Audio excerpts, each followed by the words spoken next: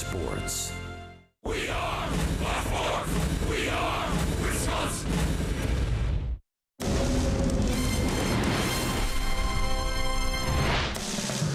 This Brewers Twins series on Fox Sports Wisconsin, presented by Mall of America. Plan your next trip at mallofamerica.com.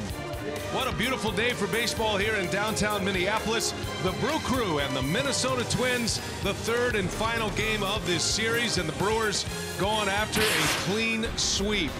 Friday night it was Jesus Aguilar with 2 home runs. The Brewers win the game 8-3. Aguilar had 3 hits, including those 2 400-foot home runs. Last night, the bullpen was the headliner again, and the star was Josh Hader again. 2 1/3 to finish the game. He got the win. He punched out the last 6 he faced. And hi, everybody. With that, we welcome you inside Target Field in Minneapolis. Brian Anderson along with The Rock, Bill Schroeder. Great to have you with us today. We'll hear from Sophia Minard in just a moment.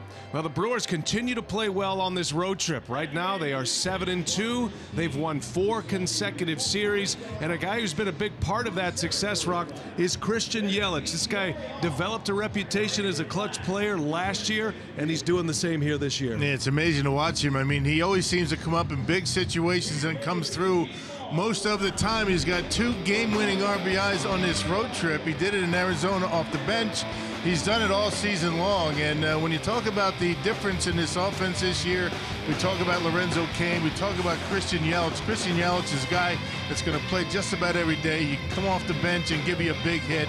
Outstanding work out of Yelich at the plate. He can beat you, help you win games a lot of different ways, but yesterday, that big home run in the 8th inning gives the Brewers all they need to win the ball game. Christian Yelich certainly has played up to what everybody thought he would be. These are the numbers over his last 17. Essentially, the time when he came back from the injury. Remember, he missed a couple of weeks.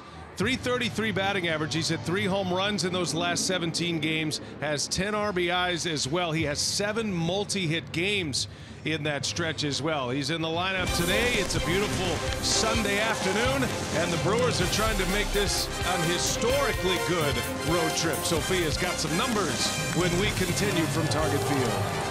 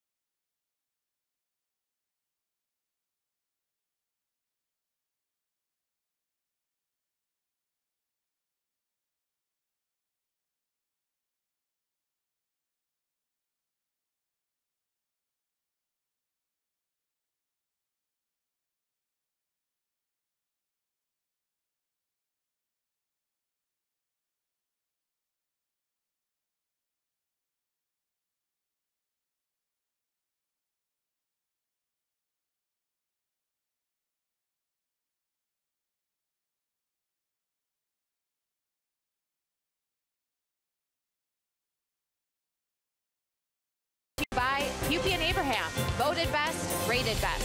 Hupy and Abraham, tell them you mean business. By Miller Lite, great taste and only 96 calories. And by Menards, save big money at Menards on all your home improvement needs. The conclusion of a 10-game, 3-city road trip comes to an end here in downtown Minneapolis and Target Field, home of the Minnesota Twins.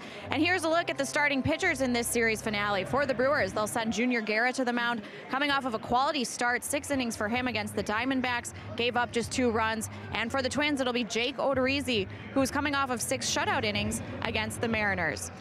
Good afternoon, everyone. Sophia Minert here at Target Field. And for the Brewers, it's already been a great road trip with series wins against both the Rockies and the Diamondbacks. They have an opportunity to sweep the series here against the Twins this afternoon and put together what would be their first 8-2 road trip since July of 1988. For manager Craig Counsell, it's been consistency at the plate, on the mound, and defensively. They've put together a 7-2 record, averaging nearly 6 runs per game, 16 home runs on the series, and hitting nearly 300 with a very strong team earned run average of 3.6. For manager Craig Counsell, it's been that consistency that has allowed them to put together this kind of stretch. Like I always like to say, it's because we've gotten production from kind of all phases of the team is that you're able to put together streaks like this or stretches like this. And it requires, you know, the bulk of your roster contributing. And I think, you know, you see that when you see, you know, Tyler Saladino affecting some games, Dan Jennings really affecting some games, you know, Brandon Woodruff putting together a good start and affecting a game. So that's, you know, when we're getting contributions, kind of Manny Pena really swinging the bat well. When you're getting contributions all over the roster, you know, you definitely have a good chance to kind of support everybody else and have a good trip. The Brewers are 10 games above 500, already have 18 road wins, and looking to add to that total here today and put a bow on what has been a great road trip for the crew. We've got first pitch and lineups coming up next here at Target Field.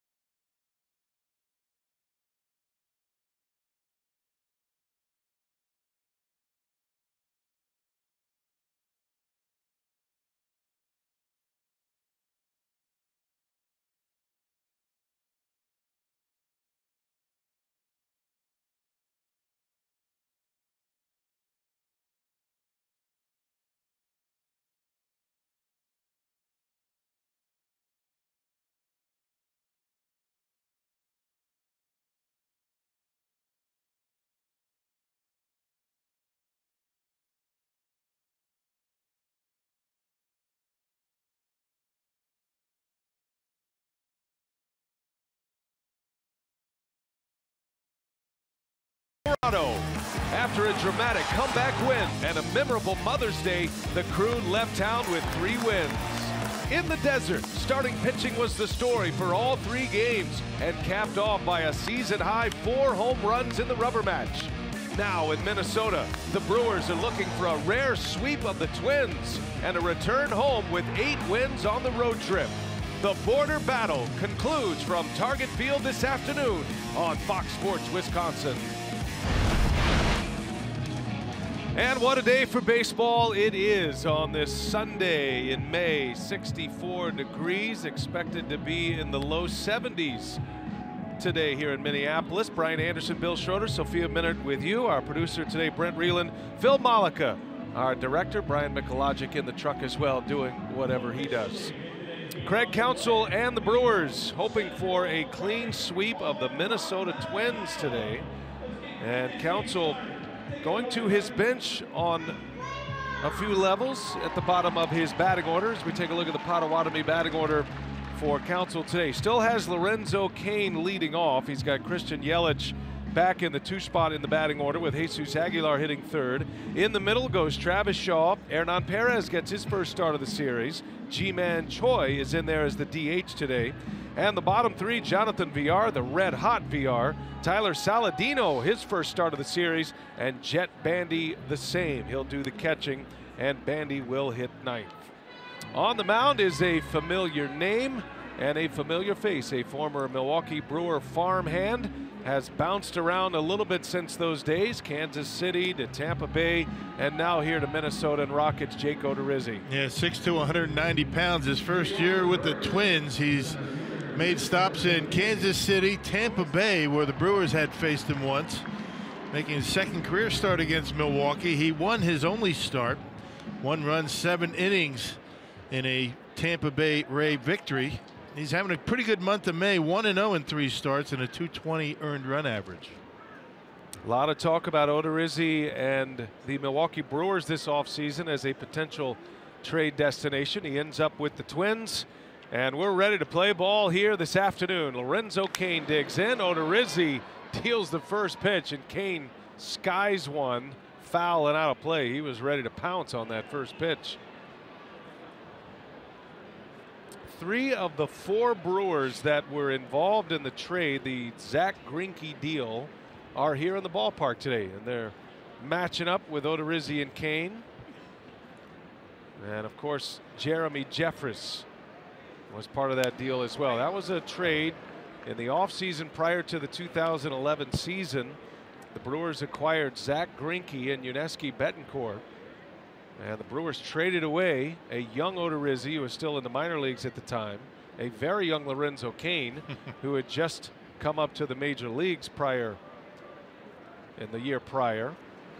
Alcides Escobar and Jeremy Jeffress. And so it's come full circle in a lot of areas. And Odorizzi has been pretty good for these Minnesota Twins. He's got that 3-2 record, .335 earned run average. He has had a problem with the home run ball. He's given up 9 this year. 0-2 the count on Lorenzo Cain, and that one is in there for a called strike 3. And that's how the ball game begins for the Minnesota right-hander.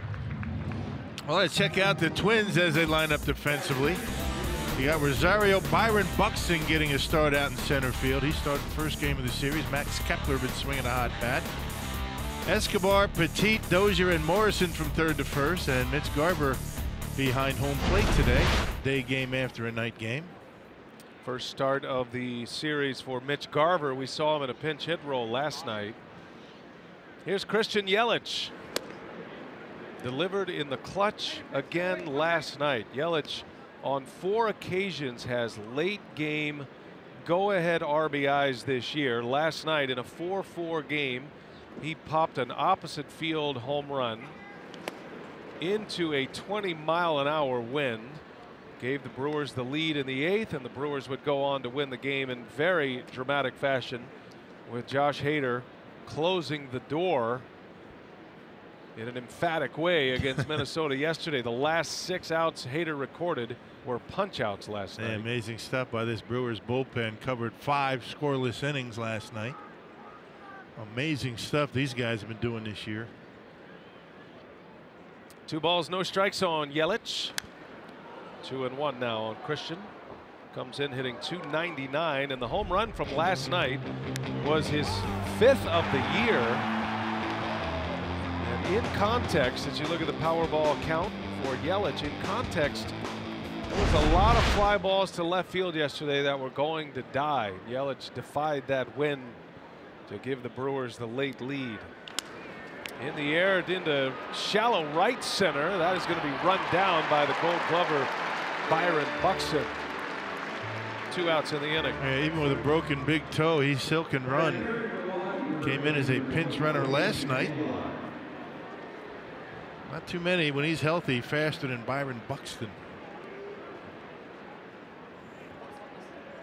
2 up, 2 down for Jake Odorizzi, now 28 years of age. And he'll face Jesus Aguilar. He's had a great series. Aguilar homered again last night. He's hit 3 home runs in this series. Has 6 for the year. He's driven in 19. His home run last night was a wind cheater as well. He hit one to straightaway center. Probably in normal conditions, that ball travels 440, 450 feet. But it just cleared the wall in center field, and Aguilar stays hot. Slings one into left field, a base hit for Aguilar, and the Brewers with a 2-out base runner. Yeah, just able to reach out. I mean, those long arms, he's so strong, he keeps the hands back and able to dump it into left field. Craig Counsell has to keep him in the lineup. He's actually made a start at third base on this trip. That was in Arizona. That's his 11th hit of the road trip. He's 11 for 36 now. 4 home runs on this current road trip. This is game number 10, day number 11 of the road trip, and the Brewers, with a win today, as Sophia mentioned, have a chance to make it one of their best road trips ever. Road trips of 10 games or more. Those are very difficult to play at this level when you go through 3 cities. Well, especially when you're playing, 3 teams that were in the postseason a year ago. Colorado, Arizona, here in Minnesota. All 3 of those teams in the postseason last year. They're playing some of their best baseball right now. Offense is starting to click along a little bit better. Travis Shaw. First at bat of the day, hitting cleanup again. Shaw is currently tied for 6th in the National League in homers. He's hitting .248. He has 10 home runs, which leads the Brewers. 26 RBIs. He's also 6th in the National League in extra base hits. Has 22 extra base hits this year. 30 homers, 30 doubles a season ago for Travis Shaw in a breakout year.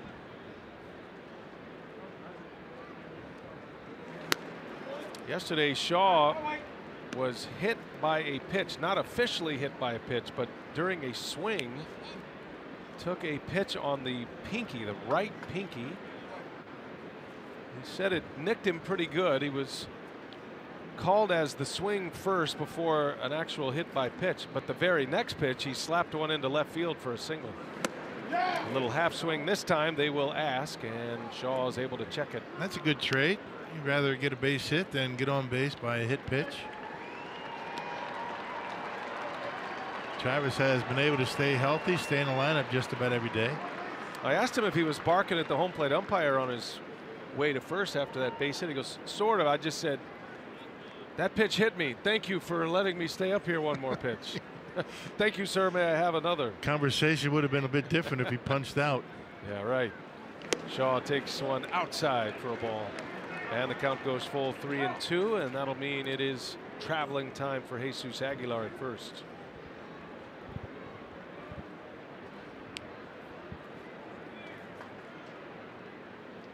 Hernan Perez hitting 5th, hoping for an at-bat in this first inning.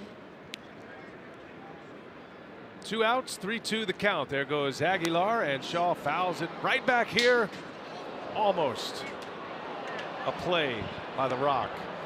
Hit the facing of an advertising sign. Well done, partner. Yeah, Dick Bremer said he would have had. That was my ball right here. That was right there. Come on, Dick. Dick would have dropped it. I was down here. It would have hurt him. I was underneath the table.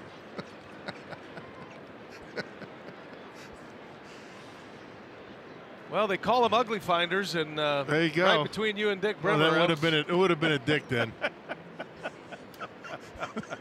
There goes Aguilar again, and another half swing by Shaw, this time a foul ball. Good guys over there. Dick Bremer, Bert Blyleven. We have a good time with these guys.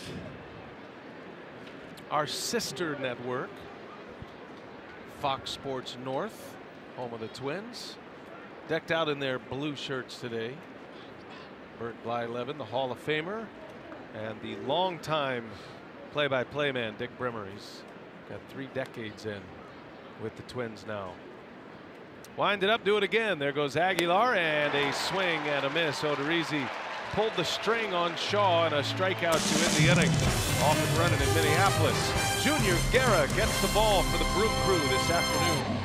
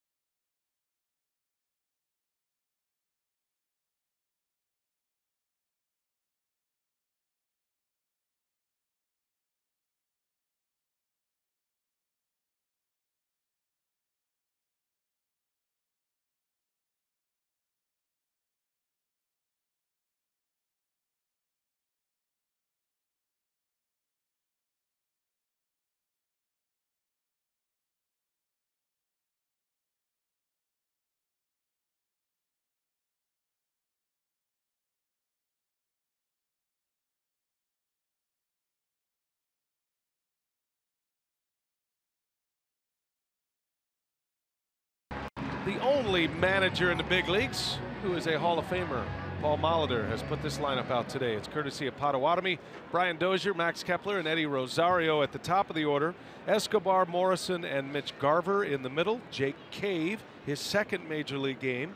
Gregorio Petit and Byron Buxton rounded out. And that's the lineup for Molitor that will face the right-hander Junior Guerra, the split finger specialist, who didn't throw many split finger fastballs in his last game, which was a win against the Arizona Diamondbacks. Yeah, and that snapped a 3-game losing streak for Junior. Won his first 2. Start number 8 for Junior. 3-3, 3.08 the earned run average. And as you mentioned, that start against Colorado, a lot of fastballs. Actually, Arizona. Now Guerra, at age 33 now, the former opening day starter for the Brewers just 2 seasons ago. Started the year in the minor leagues and has come up and filled a big void. The Brewers have a number of starters on the disabled list, including Chase Anderson and Zach Davies, both expected to return on this next homestand. Anderson's up tomorrow, as a matter of fact. Jimmy Nelson, the other starter that is out. Brewers lost Wade Miley as well, who began the season on the DL, came back, re-injured. So despite all of the injuries, the Brewers have had the next man up mentality, and they have played very well. Guerra's a part of that. Dozier launches one. Way back there, Lorenzo Cain is at the track, and he'll make the catch for the out. That was a mile high. Yeah, hit it well, but hit it to the wrong part of the park. But the right part for Junior. Let's check out the rest of the defense. You're already seen Lorenzo Kane in action. You got Yelich and Perez in left and right. You got Shaw at third base. You got Saladino, who can really pick it over there at shortstop. Good backup to Orlando Arcia. VR at second, Aguilar at first, and Jed Bandy getting his first start of the series behind home plate. Saladino playing in his 7th game as a Brewer. So one away for Guerra. Here is Max Kepler now. Twins again going with back-to-back left-handed hitters in their lineup with Kepler and Rosario in the 2 and 3 spot in the order. Joe Mauer had to go on the disabled list. He started the first game of this series and came out of that game had a neck strain and some concussion-like symptoms. Mauer had been hitting leadoff for Minnesota over the last 3 weeks. So Paul Molitor's had to shake it up a little bit. Dozier back in that leadoff spot with Kepler hitting second. A shot gloved by VR. Nice play. And there is out number 2. Hey, let's check out our Pizza Ranch for the win here this afternoon. Anything, anytime, any pitch at any time, any count for Jake Odorizzi. He's been pretty good at that. They call him a little bit of a Zach Greinke light, if you will. It's kind of an endearing term.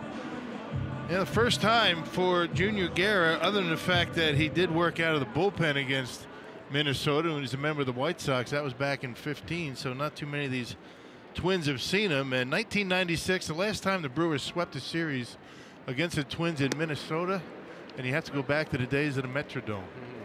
Looking to do that with a win here today. 22 years ago, the last time the Brewers had a sweep. And that was a 4-game sweep. Guerra facing Eddie Rosario. 2 gone here in the bottom of the first. The Brewers come up empty in the top half. Did get a base hit from Aguilar. Odorizzi with a couple of strikeouts though. Rosario batting .294 with 9 homers coming into play today. 27 RBIs. Been very productive for the Twins. A free swinger at the plate is Rosario. Brewers have, for the most part, been able to keep Rosario and Escobar quiet. Escobar did have 3 hits in the opener, but the Brewers had a big lead in that game. Ended up winning that game 8-3. 26-year-old Eddie Rosario now in year 4 with Minnesota, coming off his best power year last year. Hit 27 home runs a season ago for the Twins in a playoff team. Hitters count 3-1. That ball is hammered into deep right center, and it is off the base of the wall. Rosario on his way to second base with a double. Top spin line drive that hits the base of the wall in the right center field gap. The Twins are making some pretty good contact. That deep fly ball from Dozier, the ground out to second by Kepler was hit right on the nose, and now Rosario hits one off the base of the fence. A top spin liner, check it out, fastball, 2-seamer that was up. And Rosario centers on it and rips it off the wall for a 2-out double. So a lot of fastballs from Junior in his last start against the Diamondbacks. Very effective use of the fastball, I might add. Well, he pitches under duress here in the first inning with a runner in scoring position. There are 2 outs. And here is Eduardo Escobar, another free swinger in this Minnesota lineup. And that one's down and in, gets away from Bandy. I actually think the home plate umpire, Joe West, was the individual that kept that in front. Yeah, it didn't sound like glove, that sounded like shin guard. Check out Joe West back behind home plate. Oh man, right on the knee. Joe didn't even budge. You see me, he didn't move. Didn't budge, didn't hurt him.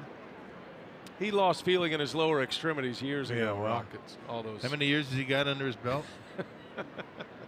Working on 4 decades. Joe West took a fastball off the knee. That is scored as a passed ball. 1-0 on Escobar, and he lifts one in the air. It's going to stay playable.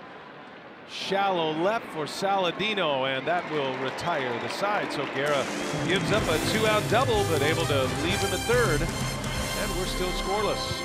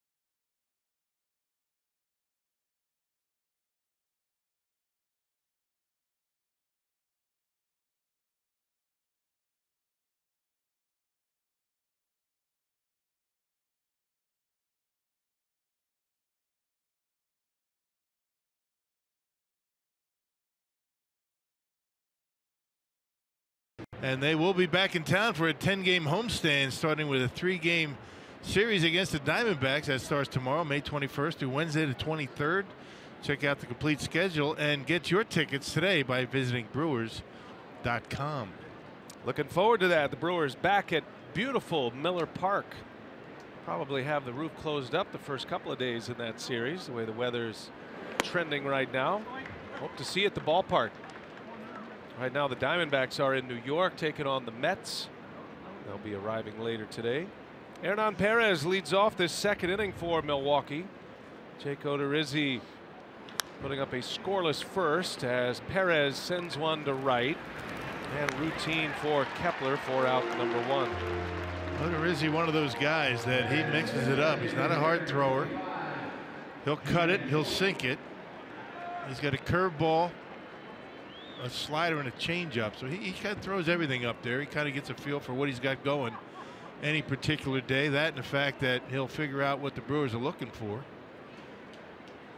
And from what we've seen so far, the Brewers attacking Odorizzi early in the count. Drafted and signed by the Brewers back in 2008. That was a big year in Milwaukee franchise history as Odorizzi was entering into the organization. That was the season the Brewers broke a 26-year drought of postseason play. The year they won the wild card. CC Sabathia and company, Prince Fielder and Ryan Braun, Corey Hart and Ricky Weeks and J.J. Hardy. Great names from a decade ago. Ji-Man Choi takes a strike. Third straight game in the lineup for Ji-Man Choi. Second game as the designated hitter. Did get a start at first base yesterday. First plate appearance, first game of the series, hit a homer. So he started the season 2 for 2, a double in San Diego, and a home run on Friday night.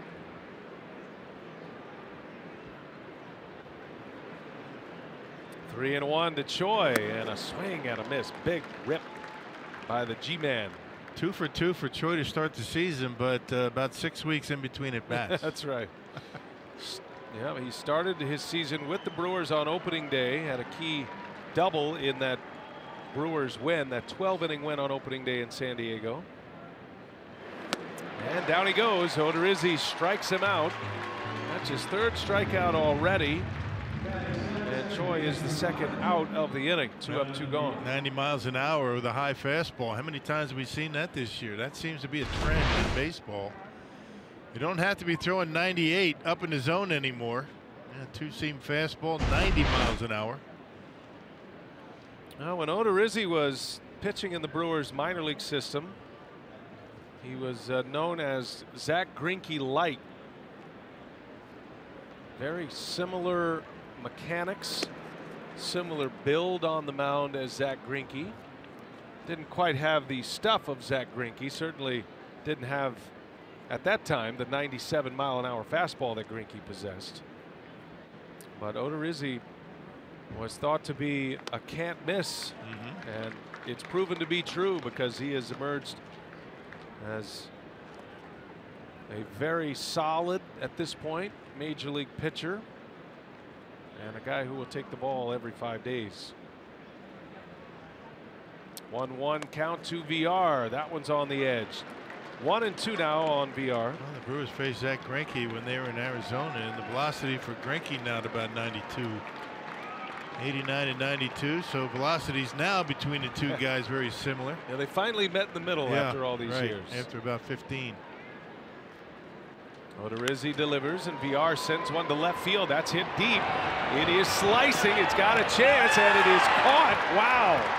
A backhanded catch by Rosario. It wasn't the prettiest catch in the world, but he made the play to end the inning. Wind was wreaking havoc on that deep fly ball. Looked like it was headed foul off the bat. Ends up staying fair, and Rosario finds an acorn to end the inning.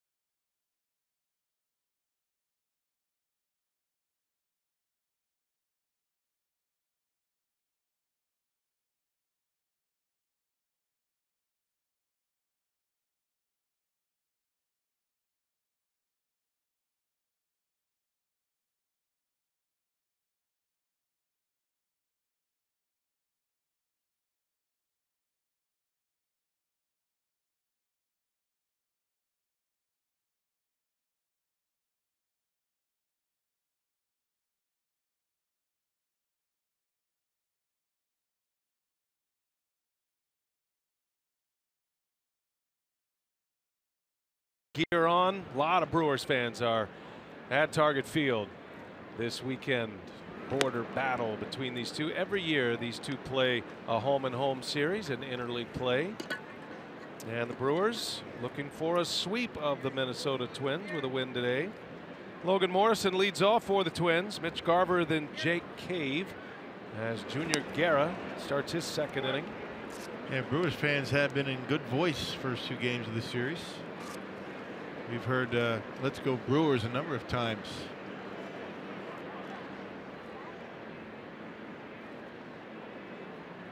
Had a beautiful night for baseball Friday night. It was cold and windy last night, with the temperatures in the low 50s last night. And today, in the middle 60s and abundant sunshine, which we like to hear. Beautiful day today. And one of the prettiest ballparks in the big leagues as well. Target Field hosted an all-star game here 4 years ago.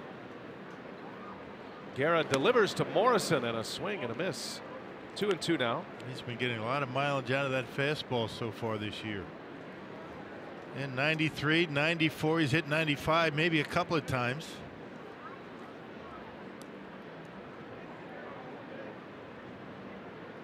It is a beautiful day for baseball.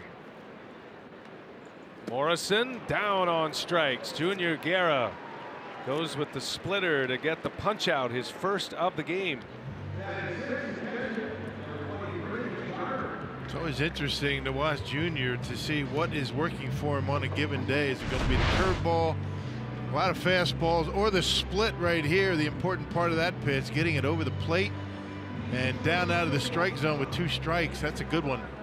You throw that too far inside, you throw it outside, they're not going to swing at it, but over the plate, even too low, they're going to get some swings. One away for Mitch Garver, last year's Twins minor league player of the year, operating as the backup catcher right now.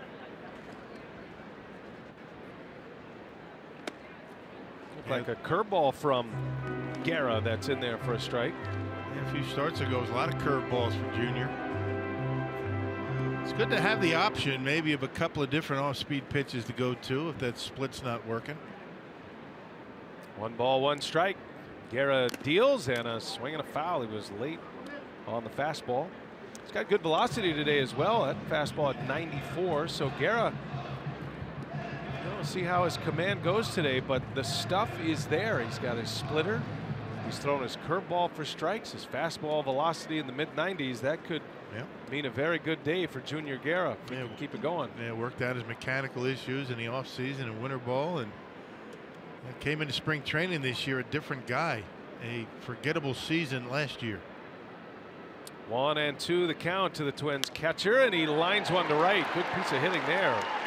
Slaps one to the opposite field, and Mitch Garver has the second Minnesota hit and a 1-out base runner. Not a whole lot you can do about that. That's just a good piece of hitting by the Minnesota catcher. Going down and getting it. Might have been up a little bit. That Garver going right with it and dumping it into right field. Mitch Garver and Bobby Wilson sharing the catching duties now. Jason Castro, who was brought here to be their starter and the hub of their defense. Castro is out for the year with a knee injury. Torn meniscus. Skips in. Nice pick by Bandy. Ball 1 to Jake Cave. Just arrived to the big leagues yesterday, did Jake Cave. And in his second career major league at bat, hit his first home run. 2-run homer to right field. Gave the Twins the lead at the time. Brewers had a comeback win yesterday. They were down 2-1, and then they were down 4-2 in the game. Won the game 5-4. Always helps to be able to come back from a deficit when your bullpen comes in, throws up 5 scoreless innings. Makes it a lot easier. Yeah, the starter Freddie Peralta went 4 innings plus 1 batter. And that's one of the reasons the Brewers have been able to come back as well as they have this year, because of a great bullpen. The bullpen holding serve, keeping the opposition down, and it allows your offense to come back. And now the Brewers are 11-5 in 1-run games, and a number of those are comeback wins. Twins are just the opposite. They've given up some leads late, including the one last night, but also they have been victimized by 6 walk-offs. 6 road games for Paul Molitor's team. They have watched the other team walk them off. That's a lot in the first couple of months of the season.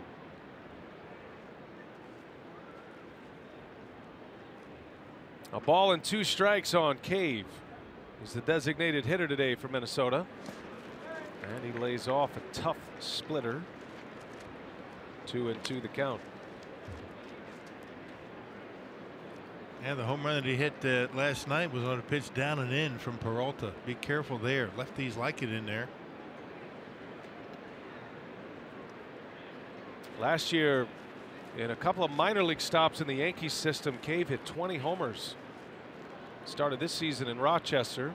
Twins picked him up off waivers during spring training this year from the Yankees. Got some power and plenty of speed. Did he go? He did. Joe West doesn't even bother to ask. Just rings the bell, and Cave is in about face. And Junior Guerra with 2 strikeouts, both coming in this inning. And the fastball this time getting Cave. You see where Bandy's setting up. Just a little bit off the corner. 95 right there for Junior. We're talking about that velocity being much better this year. Yeah, he could not hold up, and Joe West calls it himself. So 2 gone, still a runner at first, and it is Gregorio Petit who gets the start at the shortstop position today. That has been another hole that the Twins have tried to fill. Jorge Polanco, their starting shortstop, burst onto the scene last year. He was hit with an 80-game PED suspension. His return to the Twins will be right about the time the Twins come to Milwaukee in July, in early July. So they're trying to piece it together with Adrianza and Petit for now. Adrianza started the first 2 games of this series hitless in those games. So Paul Molitor trying to get some offense out of the shortstop position. 2-0 on Petit, 8th place hitter in Molitor's lineup today. Byron Buxton due next.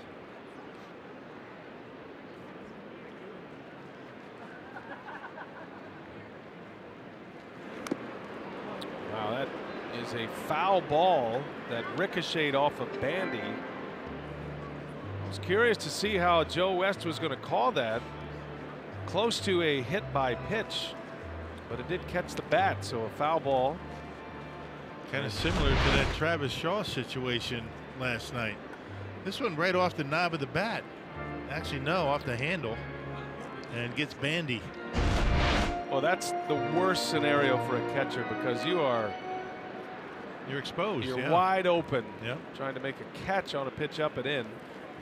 The ricochets. Manny Pena knows all about that. Glad it's not him. He's had his share on this road trip. Here's the 2-1. Popped him up. Back on at VR. He's got the sunglasses on, and that will retire the side. Back-to-back innings for Guerra. Gives up a hit, but strands a runner. We're scoreless in Minneapolis.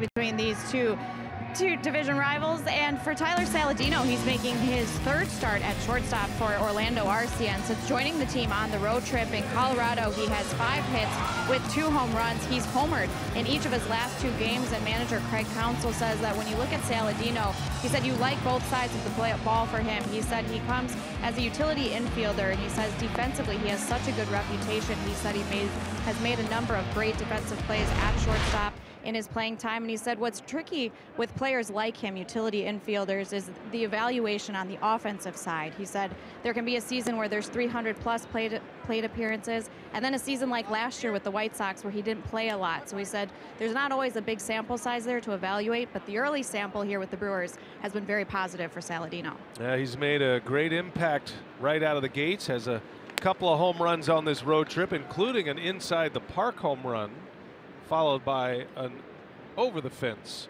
home run. He's done a good job coming off the bench. He started a game at short in Arizona. It really looked good. Good hands and good strong throwing arm, of course. Anybody that plays shortstop at this level, you're going to have both of those things. But for a guy that doesn't play a whole lot, he still is able to get the job done. Well, he's been in the big leagues, playing in that utility role, a lot of up and down between the big leagues and the minor leagues since 2015. And those first 4 seasons with the Chicago White Sox. Got in 6 games with the White Sox this year. Had 2 hits in 8 at-bats with the White Sox this season. So he's played in 6 games for the Brewers this year and has 5 hits in 12 at-bats, including those 2 home runs. Leading off the 3rd against Odorizzi. I was talking to Tyler yesterday at the batting cage, and he was telling me about his trek to the major leagues. He had Tommy John surgery in 2014. And interestingly enough, it happened when he was converting to the outfield. As he shoots one into right field, a base hit for Saladino. Tyler's a San Diego native, and they were starting to label him and starting to try to get him into a utility position. And he knew that being able to play the outfield and go into that super utility role, a lot like what Hernan Perez has done, was going to be beneficial for his career. But he took a ground ball into the outfield and let loose a throw, and he could feel it right away that his elbow was having problems. It needed Tommy John surgery. Major burn. I've been through it. Yeah. Oh yeah, you got that zipper on your elbow. Yeah, not the full Tommy John, but I know what he was feeling, and it's not good. Here's Jed Bandy now with a man on to start the inning. And you know, for a position player, we don't talk a lot about position players and their comebacks from surgery, especially the Tommy John surgery. And Saladino was telling me that it took him a full year because you had to rebuild all that muscle memory on the release point. He had no clue how to, I mean, he knew how to throw a ball, but not to the level you have to throw it as a professional. And we talk about that all the time with pitchers. But imagine a shortstop whose accuracy is unknown. It's a throw and hope scenario for an entire season, and he was doing it in the major leagues because he had got called back up the next year when he returned from the surgery. A lot of off-balance throws, you know, just really quick releases that pitchers really don't have to deal with. But yeah, that you know, that mental barrier that you have to break through after you've had that surgery is sometimes much more difficult than the physical rehabilitation, especially when you're breaking down the scar tissue in those areas. And sometimes you feel like, well, here we go again. I'm right back to where I was, but it's basically scar tissue. I think Jimmy Nelson's going through that a little bit right now. What is normal and what is not normal, and when you've never been through it before, you don't know. Yeah, maybe it's a new normal that you're trying to figure out. Bandy, a swing and a miss, 1-2 the count. But the one thing that's for sure, you follow the directions of the medical team. You know, Dan Wright and his group, Roger Kaplinger, the surgeons. I mean, these guys have been through it 100 times. You got to listen to them. Sometimes you want to get ahead of yourself. You want to get back too soon, and you end up hurting yourself in that way. There's Dan Wright, head athletic trainer. Saladino looks like he wants to run. Stops and starts, and now that'll be a strikeout for Jet Bandy. And the 4th K for Jake Odorizzi as he takes care of the Brewers' 9-hole hitter. And Jet's just having a rough time getting going. It's tough duty, that backup catcher, and if you've ever tried to do it, you understand it's tough enough to hit at this level when you're playing every day, let alone, you know, maybe once a week. Timing is very difficult to get when you're not in the lineup. Back to the top of the order now, Lorenzo Cain. And they got him at first. Odorizzi with a very quick move.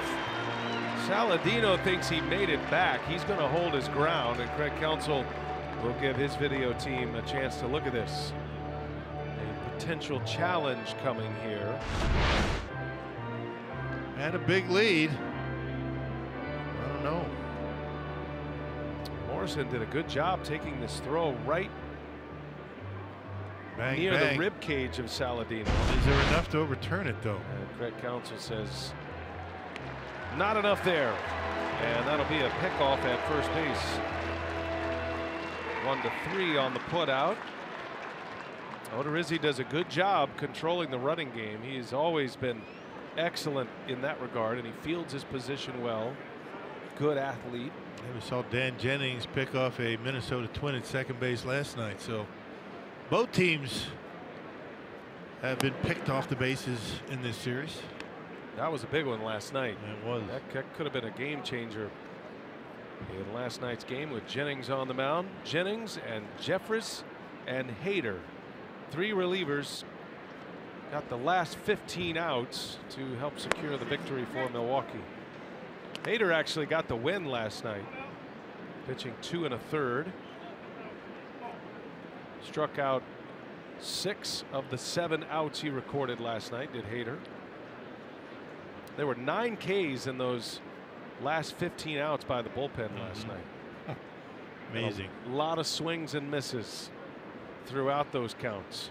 You know, everybody, you know, talking about, you know, and justifiably so, talking about how Hader has been this year, but Jeremy Jeffress, amazing work that he's been able to put together this year. Just about every one of these guys in the bullpen. Lorenzo Cain skies one into shallow center. Dozier is back looking for help. He'll get it from Buxton, and that will retire the side. Brewers get a lead single. Saladino, but he's picked off first, and it's a 3-batter inning.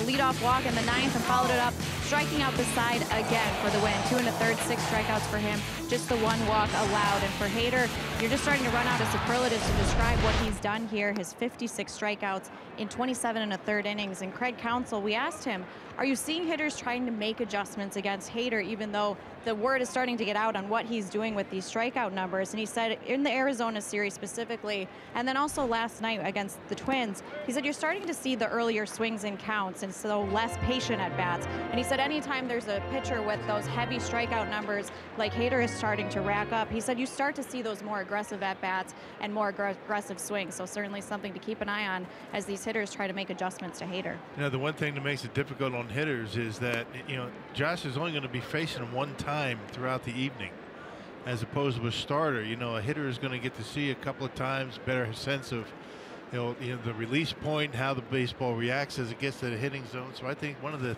reasons why he's been so successful in striking out batters because he's only facing them one time every game, and that makes a big difference. Stubb plays up in the role he's in right now. Never really saw that kind of dominance as a starting pitcher.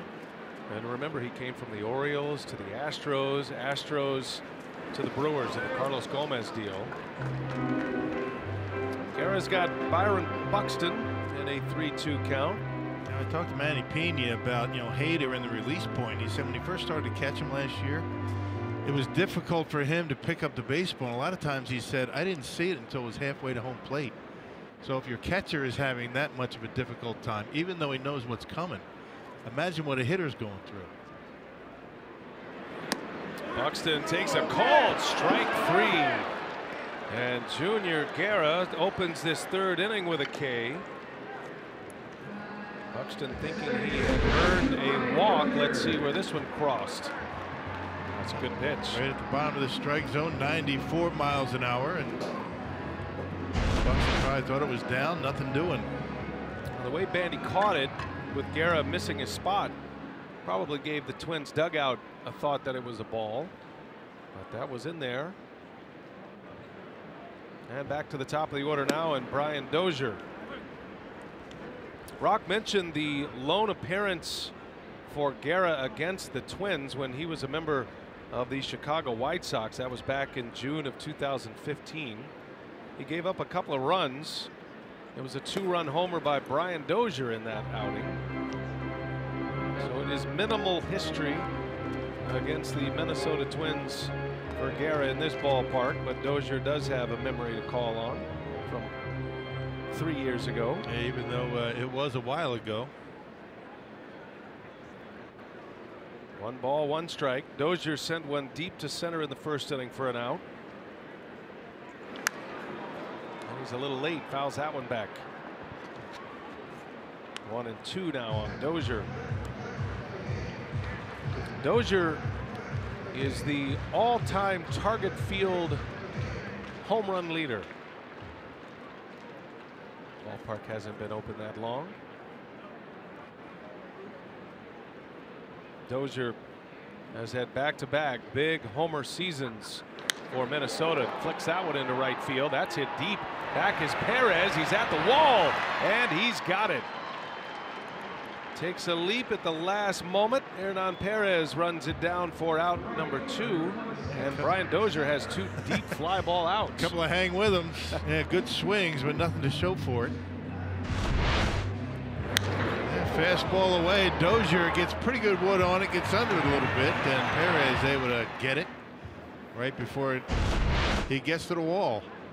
Hernan has turned himself into a very good outfielder, a shortstop by trade, then a utility infielder, and then the super utility piece that he has added. He can play all 3 outfield spots. He can catch. We've even seen him pitch a few times in a Brewer uniform. And he's dying to catch. He's got the equipment and everything. At some point, he says, I'm going to get in there somehow. He thought he was going to be able to at the end of the year last year in St. Louis. Remember when he started at, what was it, shortstop, then went to third? We thought that he was going to be playing all 9. Yeah, apparently he went rogue and did that himself. Oh, that's not good. Craig Counsell shut that one down. There'll be no rogue position playing. Yeah, Craig's not the gimmicky guy. I mean, he's not that kind of guy. They're not very valuable. Of course, Counsell was a terrific utility man in his career as well. Never really added the outfield piece to his skill set, but if there's any manager that can appreciate what Hernan Perez offers, it is Craig Counsell, and he raves about him at every turn. You remember when he finished his career with Milwaukee, he was considered to be the emergency catcher. Craig Counsell. Yeah, he would always run out there and warm up the pitcher between innings if the catcher had made the last out. But I think unlike Hernan Perez, I don't think Counsell wanted anything to do with it. He wasn't eager to actually do it. He just made himself available to do it. Okay. There's a big difference. All right. In being available and actually wanting to. If you need me.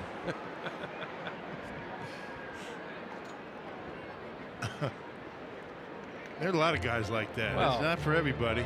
I mean, there are things that you and I do that we are available to do. There are a lot of things that we're not necessarily anxious to do. Let's put it that way. And things we used to do that we don't have to do anymore.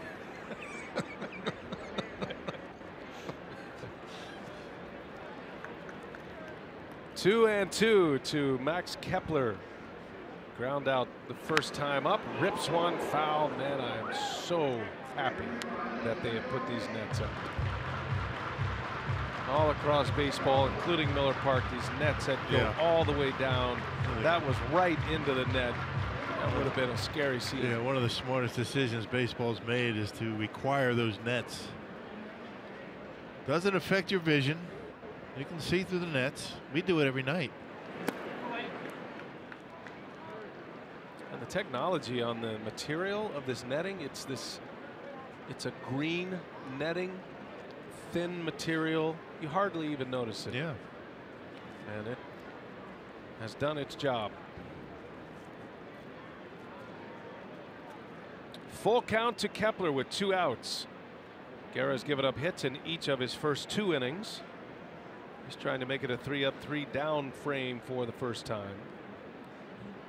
The Brewers have failed to score on 2 hits, both singles. And Kepler does not bite, and he'll draw the walk. So a 2-out walk, a base runner for Rosario. Gives us a chance to remind you to join us at Fox Sports Wisconsin as we inspire girls to be healthy and confident at the Girls on the Run of Southeastern Wisconsin Spring 5K. It's presented by Brewers Community Foundation, and it happens on Saturday, June 2nd at Miller Park. It's coming up.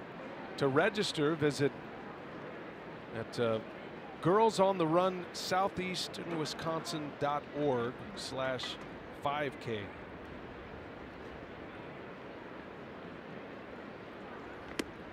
Two outs for Eddie Rosario. Doubled his last time up. Hammered one off the base of the wall in right center.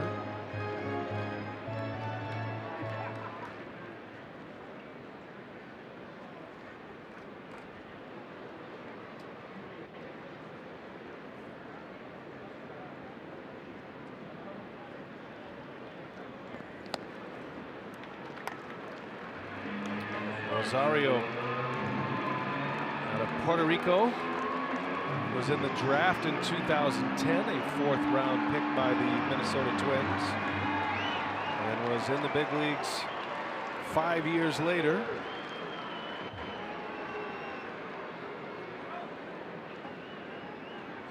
He was 17 when he was drafted and signed, and he is starting to move into those prime years now, and had a big year last year.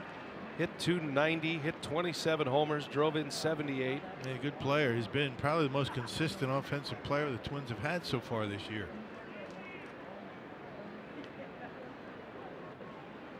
That first year in the big leagues with Minnesota, he led the majors in triples. He takes a hack, doesn't he? Fouls that one straight back. 3-1 now. Takes a big swing, but he seems to be under control. Good balance, not one of those wild swings.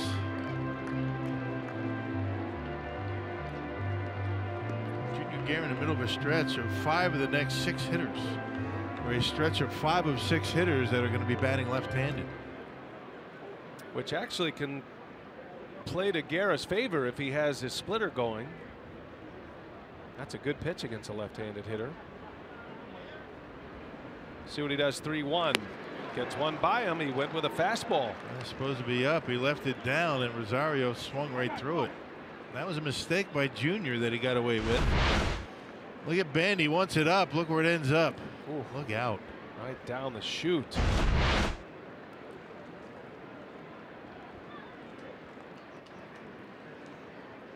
Full count, runner at first, Kepler. He'll be off with the pitch. He goes, ground ball. Saladino is there to make the play to end the inning.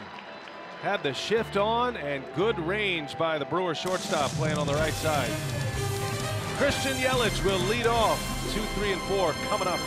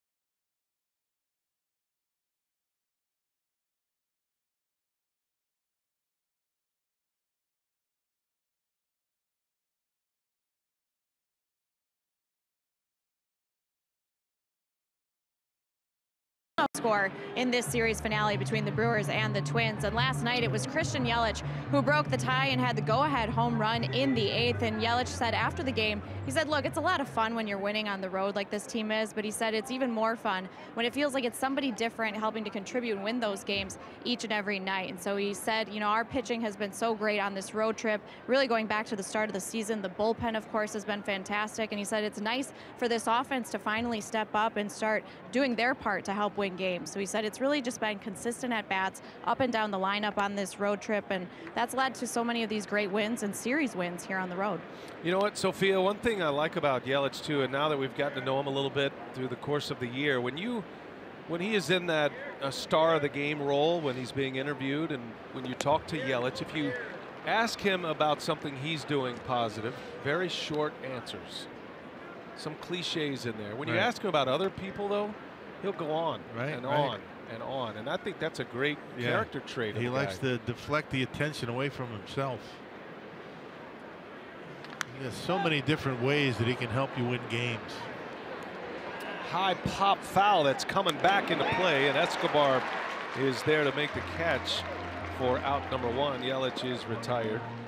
He's got 2 go-ahead RBIs late in games on his road trip. One in Arizona, coming off the bench. And of course the home run last night. Remember that big home run he hit in Miller Park against the Cardinals to tie it up? Yeah, he's clutch. Yeah, that was the first of the back-to-back home runs, Yelich and Braun. Yelich tied it, Braun won it. Here's Jesus Aguilar with one away. Odorizzi's pitching well. He had good success against the Brewers a few years back while a member of the Tampa Bay Rays. That was in St. Pete at Tropicana Field. He was excited to pitch against his old team, and he had a lot of players on that team that he knew. A little different story this time around for Odorizzi. The roster has turned over so much from the 2010 season, which would have been the last season Odorizzi was in the organization.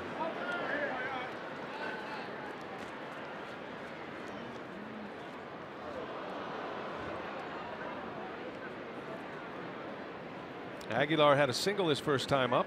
He was fooled on the pitch, but able to keep the bat back and whip it into left field. This gives you a sense of what the Brewers gave up to bring Zach Greinke over to Milwaukee. He and Yuniesky Betancourt. And I think the Brewers will do it all over again. No question. That was a division winning year in 11. High fly ball into left center is going to stay in. Aguilar just missed it. And Rosario puts it away for the second out. Just got under it a touch. The trade that was, you talk about headlines. Brewers made headlines this past offseason, but this was a big one for Doug Melvin and company at the time. Doug Melvin and Gord Ash. And Zach Greinke, who was an ace and a pitcher that the Brewers desperately needed. Lorenzo Cain, Alcides Escobar, Jeremy Jefferson, Jake Odorizzi. Yeah, that was one of those trades that benefited both organizations. The Brewers right away, and it took a few years for that trade to pay off for Kansas City. Ended up going to back-to-back World Series with those guys. Well, the Royals were able to flip Odorizzi and get that Will Myers deal as well. Package those two up to get Wade Davis. I saw the Kansas City Royals, by the way, Rock, and while I was in Boston for the NBA playoffs, they were playing the Red Sox. I went over, had a chance to see Dale Swain and Ned Yost, and it was good to see those guys. Yeah, we had a chance to see them in a 2-game series in Kansas City. The Brewers were there for 2 games. They were both raving about this current Brewers ball club. A lot of high praise for what they saw on the field there in a 2-game sweep against the Royals in Kansas City. Kansas City is going to be at Miller Park the end of June. Back-to-back World Series for the Royals. And of course, some of their big pieces were Lorenzo Cain and Alcides Escobar.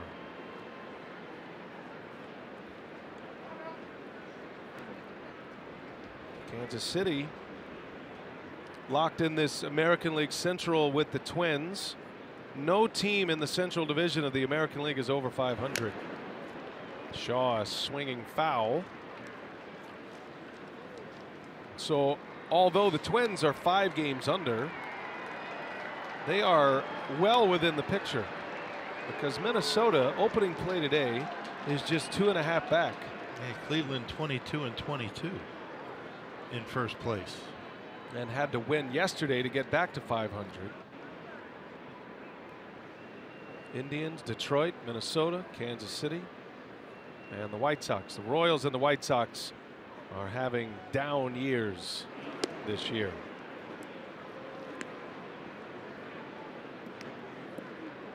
Brewers have won the first 2 in this series. The Twins have lost 3 in a row.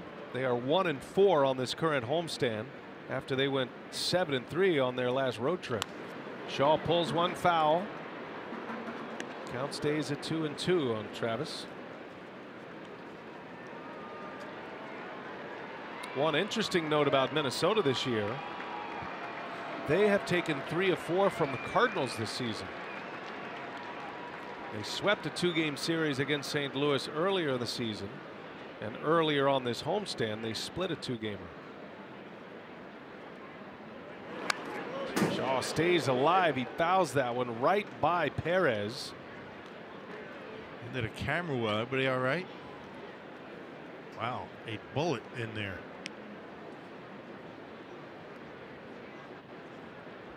Perez didn't even flinch. Didn't have time to. It went right by him. You know, there's not a whole lot of room between the on-deck circle and the plate. Long battle here. Shaw still in a 2-2 count. And that one just missed.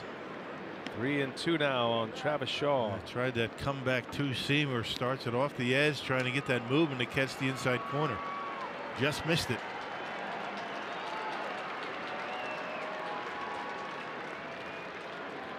Brewers have 2 hits off Odorizzi, but he's only faced 1 over the minimum. He picked off one of those singles. And a strikeout to end the inning. He's gotten Shaw twice. Odorizzi with 5 strikeouts in 4 shutout innings. No score in Minneapolis. We go to the home 4th.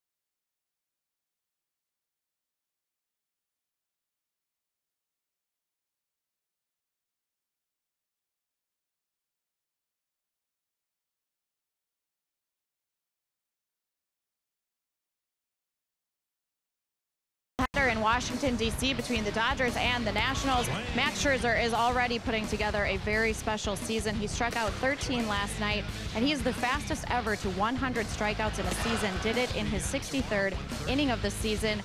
The last time that was done was Kerry Wood, who did it in 65 2/3 in 2001. That was the previous fastest. And for Scherzer, he had extra days rest too because of rain in D.C. So he was the only start of the week for him. 7 innings, he went 121 pitches. Also had an RBI in that game. The Dodgers would come back and win that game, but Max Scherzer putting together a window now of pitching that is as elite as we've seen over the last decade. He's been great.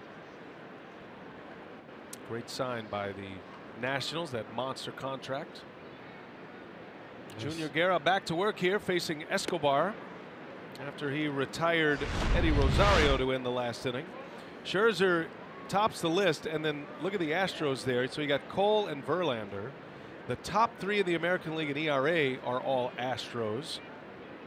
Patrick Corbin of the Diamondbacks is 5th. There's a base hit. Escobar slaps one through. He's thinking about second. He's on his way. Kane's throw coming in, and it is late. That's a hustle double by Eduardo Escobar. And he had to be thinking double as soon as he hit it. He was motoring out of that batter's box thinking 2 bases, and even though it was a pretty good throw by Lorenzo Cain, who had a long way to go, and Escobar gets into second base. Leadoff double for him. First time that Minnesota has been able to get their leadoff hitter aboard. Hustle double. That's double number 17 for Escobar. He has more doubles this year than he did all of last year, which was a career year offensively for him. Second in the American League in doubles now with 17. And he's in scoring position with nobody out for Logan Morrison.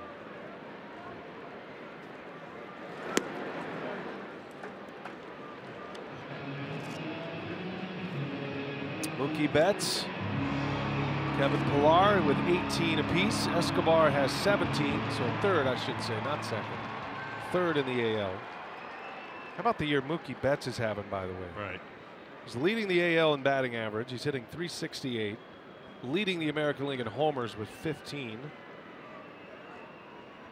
The hits leader in the AL. It's going to be a nice race in the American League East. Boy, is it ever. Yankees, Boston. Wow. Those 2 teams have the 2 best records in baseball. So the Yankees in first place 29-13. Boston is 31-15. Percentage points separating those two. Yankees have lost a lot of games, though, to weather. Boston has played 4 more games than the Yankees at this point. Going to be a great race. Tampa Bay is hot right now. They've got the longest winning streak going in the big leagues. They've won 6 in a row. They made some headlines yesterday with the way they operated their pitching staff as Morrison draws the walk. Did you see that yesterday, Rock? So they started Sergio Romo to face the first 3 right-handed batters of the Angels, including Mike Trout. He struck out the side. He pitched 1 inning. And then they brought the reliever in, Ryan Yarbrough, who then, I'm sorry, he's the starter, but he came in as a reliever. He went 6 1/3, pitched into the 8th inning, and got the win. They're being creative these days, aren't they, these managers? That worked to perfection. They have just broken the mold as to what is expected, right? So the guy that was supposed to start actually pitched pretty deep into the game, although it didn't count as a start. Didn't count as a start. It was a relief appearance. But he got a win. Right. What's the difference, right? Just trying to set the tone, right, with Sergio Romo. And Romo struck out the side in the first inning. Right. So I wonder if we'll see something like that here in Milwaukee, because Craig Counsell is certainly an out-of-the-box thinker when it comes to situations like that.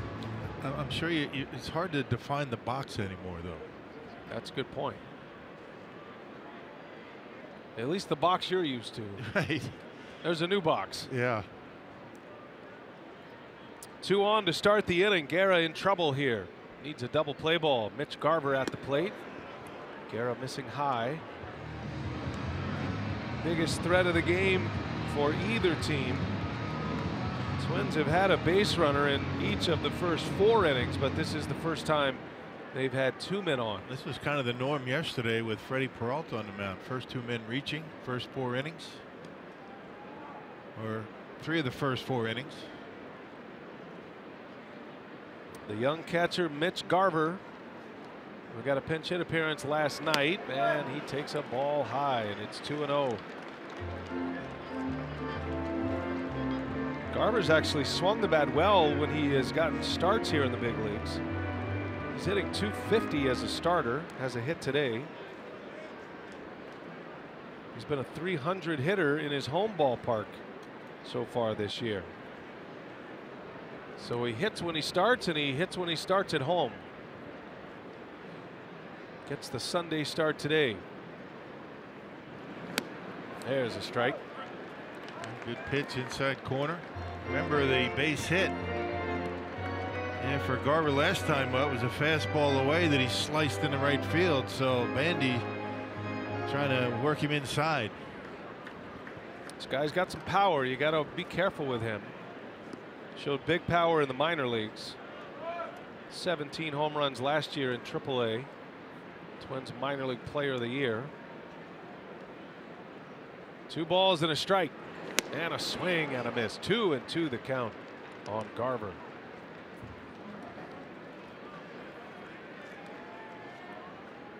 Made his first opening day roster of his career. Did get a call up last year. Had his first major league hit last season in August.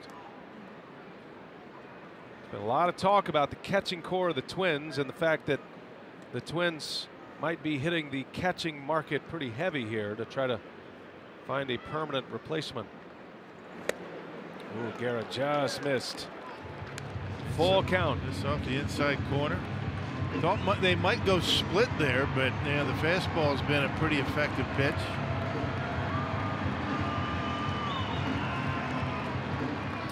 Well, this is a big pitch early in this game for Junior Guerra. 2 on, nobody out. We're in the 4th in a scoreless game, and his mound opponent, Jake Odorizzi, is pitching well.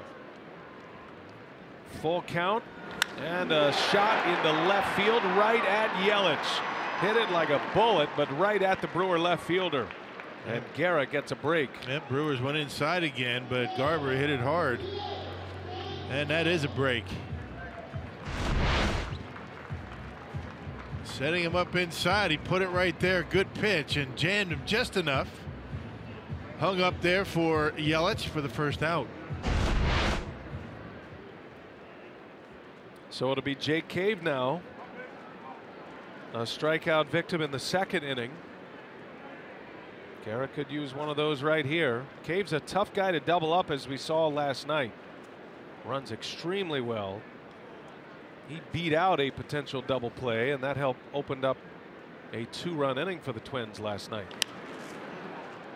Yeah, Brewers turned 3 double plays anyway, even though they weren't able to double him up.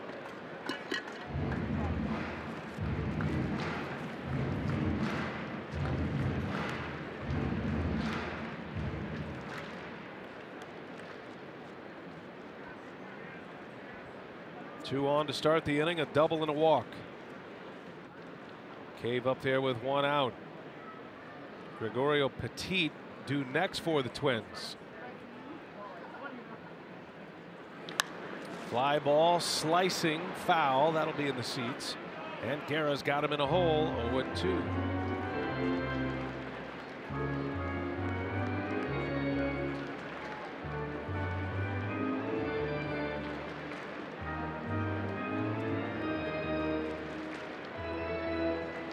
High stress pitches for Junior Guerra here in the 4th inning. Could be a pivotal inning in this game. Brewers are set up to turn a double play. They've got Saladino close to the bag at second. VR trying to cover that hole between first and second. And Cave doesn't bite on that one. A high fastball. It's interesting how Junior Guerra has changed up his pitch sequence over the last couple of starts. Large majority of his pitches fastballs. You haven't seen too many splitters. Sometimes you don't have a feel for a pitch. You go what is working, and the fastball seems to be a good pitch for him.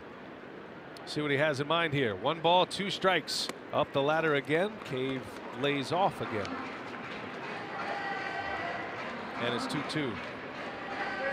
The scatter report on Junior, right? Fastball, split-fingered fastball. So in the back of these guys' minds, they're thinking any pitch that they see might be a splitter. So even though he's not throwing too many, they're still thinking about it in the back of their mind. And that slows the bat down just enough with that big fastball. And now you got to make a decision. Do you go with the splitter? Bandy needs a little extra time here.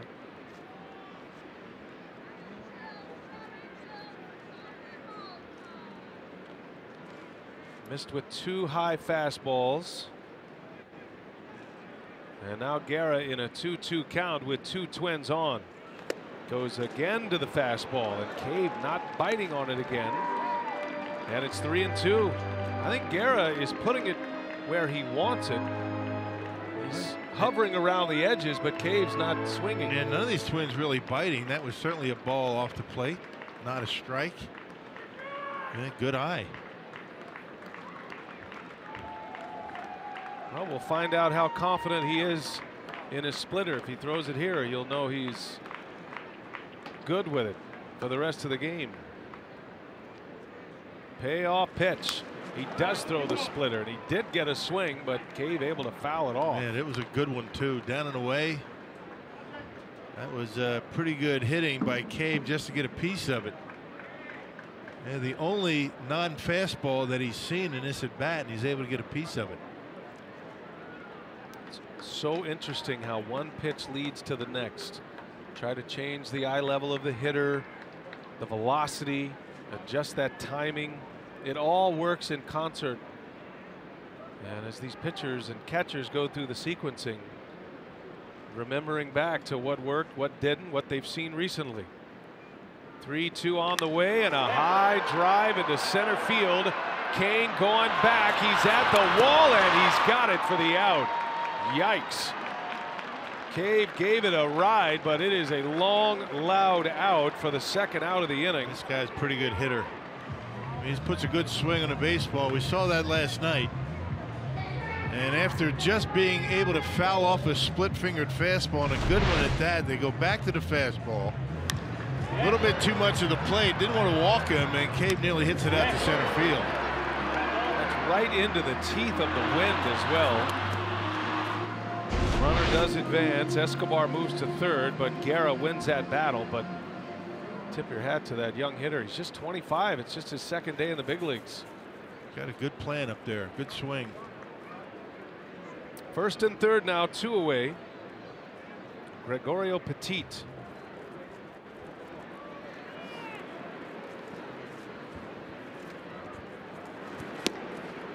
And he drops one in there for a strike. Breaking ball by Junior Guerra to get ahead. This was the spot in the lineup that Paul Molitor is playing the offensive card today. Adrianza sits. Petit not quite the shortstop that Adrianza is defensively, but Paul Molitor needing a jolt offensively, so he's got him in there. A swing and a miss, and Guerra's got him 0-2 now.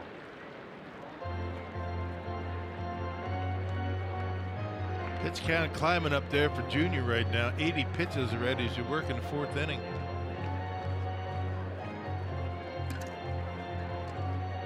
A couple of back-to-back cutters from Junior to start this at bat.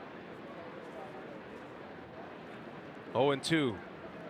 Runner at third. Got to trust your catcher to block one if you throw it in the dirt here. Bandy's good at that.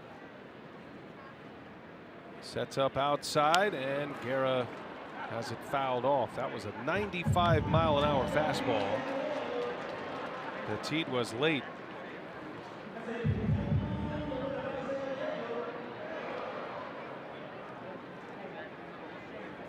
Pitch count rising here for Guerra in the 4th. This will be pitch number 82. 42 strikes for Guerra thus far. No balls, 2 strikes, and a swing and a foul again. Another fastball. Guerra normally, when he's right, has better command than we've seen today. He's got 43 strikes, 39 balls in the 82 pitches he's thrown. And even some of the strikes that he's throwing, even in this at bat on an 0-2 count, you're talking about pitches down the middle. Well, he's a pitch away from perhaps getting out of this inning with 2 on and nobody out is where it began. He deals and a pop-up. He got him again. Back is VR waving off Perez. He's got it for the out, and Junior Guerra gets through a mess. He had to work for it. 2 on, nobody out. The Twins come up empty, still scoreless.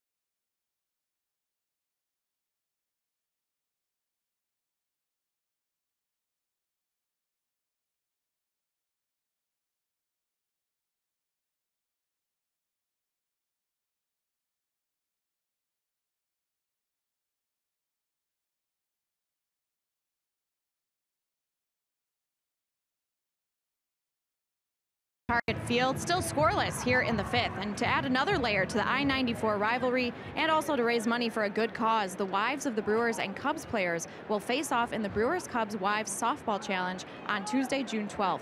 Ticket packages include a seat to the exhibition, a ticket to the Brewers-Cubs game at Miller Park, and also a donation to the RBI program, Reviving Baseball in the Inner Cities. And you can learn more at brewers.com/gamenights. All right, Sophia, thanks. Looking forward to that. Could be an interesting scenario. You and I should call that, maybe. Think we could get on that gig? You think? Calling the wives softball What game? time's that start? I understand that is a little earlier than what you're used to. Can't miss the conference call that day. That's I mean, a good point. I don't know. We miss that, we're in trouble. Hernan Perez leads off for the Brewers here in the 5th inning. Junior Guerra just got out of a jam in the bottom of the 4th. Still scoreless in Minneapolis. And this impressive road trip for the Brewers wrapping up here today. Homestand starts tomorrow against Arizona. Brewers are going to enjoy a 10-game homestand beginning tomorrow. Diamondbacks, Mets, Cardinals all coming to Miller Park. Wow, Perez chased one neck high and down he goes on strikes. Uncharacteristic of Hernan Perez. Man, 90 miles an hour is what Odorizzi has been able to offer. 91, 92 once in a while, but controlled pitcher that mixes it up. 6 punch outs, has not walked a batter. Has allowed only 2 hits, 2 singles. Ji-Man Choi next in. Odorizzi has retired 6 in a row. 10 of his last 11. He's faced just 1 over the minimum. He's given up 2 hits. Saladino's single to lead off the 3rd was wiped out when Saladino was picked off. So he has hardly pitched from the stretch here today. Faced the 1 batter from the stretch in the 1st inning after Aguilar's single, and only had 1 batter from the stretch in the 3rd inning. He's been comfortably cruising as the starting pitcher today for the Twins. Man, his pitch count's in pretty good shape, only 66 at this point. And that includes 6 punch outs.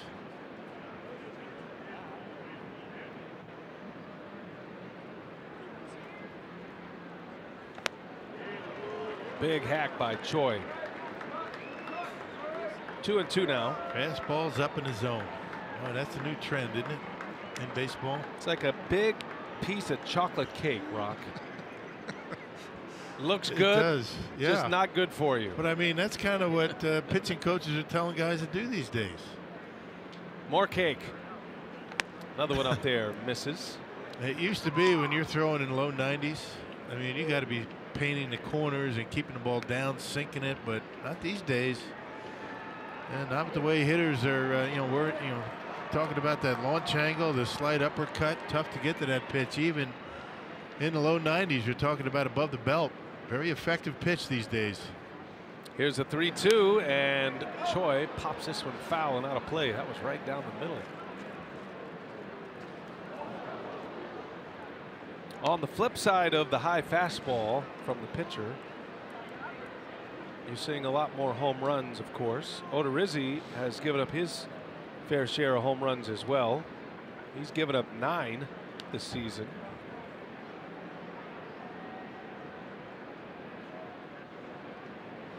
He's having an excellent month of May. He's only given up 4 earned runs this month. This is his 4th start of the month. This is down and in, and Choi draws the walk. So that'll put Odorizzi in the stretch for the first time since the 3rd inning. Yeah, first walk. Hey, nothing completes an outfit like a Brewers hat. And this coming Friday, May 25th, the first 20,000 fans at the ballpark will get a Brewers snapback hat modeled after the team's batting practice caps, courtesy of 94.5 KTI Country. Book your seats at brewers.com/tickets.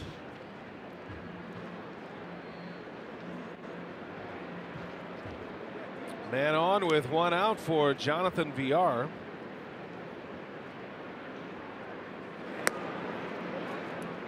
VR made the last out of the second inning. Hit a deep fly ball into the corner and left that Rosario ran down. Rosario almost misplayed it. Had to snatch one backhanded at the last moment. VR's really swinging the bat well, though. Hoping he stays hot. Well, he's going to have the strikeout totals, but you've noticed this year, they're trying to shorten up with 2 strikes, putting the ball in play. He's had a number of infield hits with 2 strikes this year.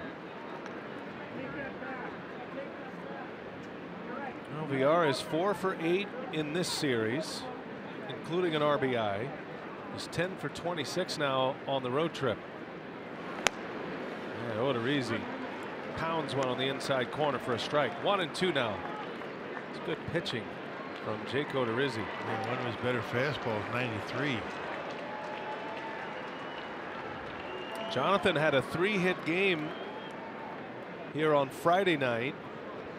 His 3rd 3-hit game of the season. Scored a couple of runs, had a double. He's got a runner at first in Choi.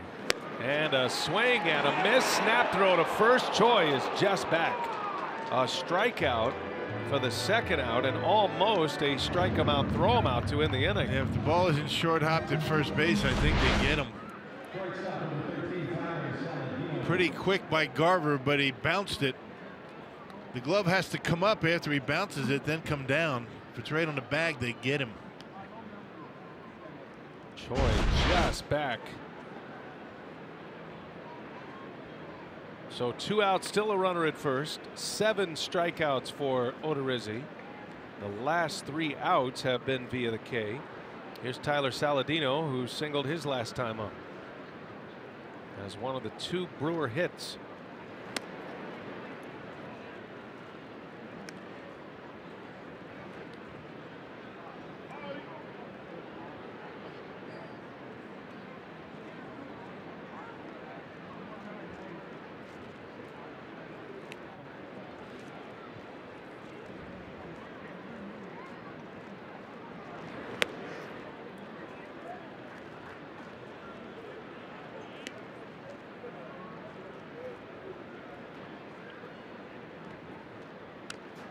Saladino will turn 29 this July.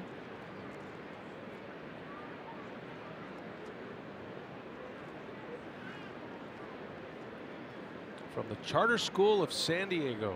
Played his college ball at Oral Roberts. Played JUCO at Palomar in California. Drafted by the White Sox out of Oral Roberts, and has found his way to Milwaukee, and glad to be here. Brewers purchased his contract on April 19th. That was close too. Choi just back. And Choi barely getting back, so we better not get any more in the lead.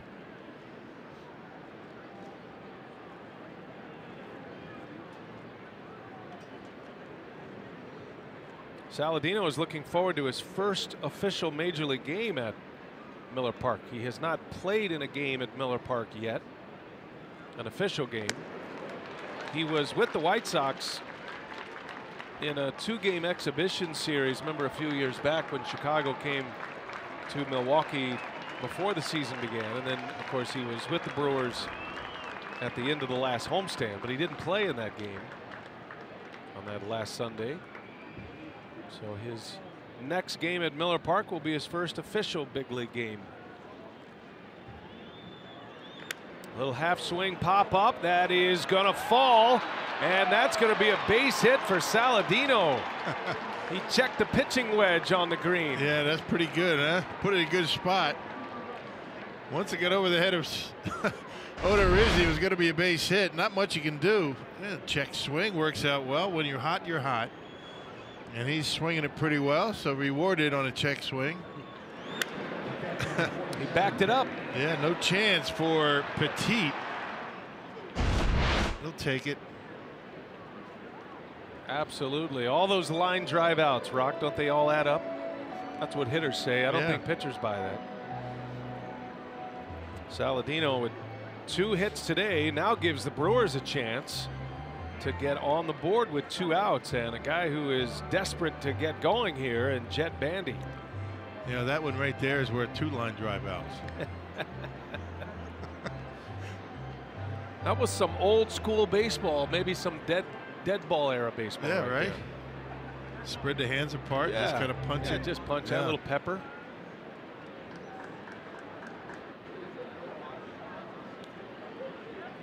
Feels like something that Wee Willie Keeler might have done back in his day. Right. Big spot for Bandy. Brewers batting in the 5th inning, no score.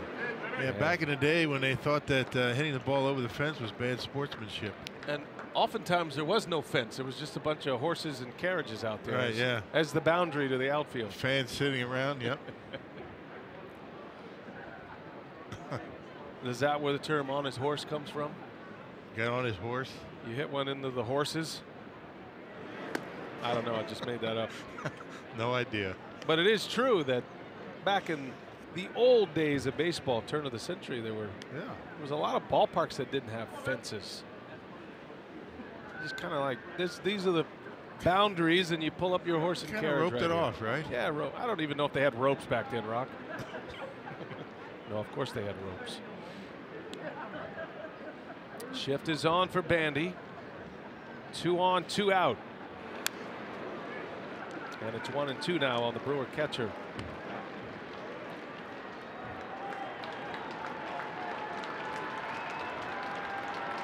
Bandy looking for his first hit of the road trip. He is 0 for 8. His lone homer of the year came against Matt Harvey of the Mets. It's also his lone RBI of the season. He's caught in 22 games. He's got some power. He'd love to run into one right here. Bandy takes a ball high, 2-2. They're playing him pretty shallow in the outfield. Buxton pretty shallow. Rosario, he's shallow in left. So if he finds one of those gaps, you figure Saladino is going to be able to score.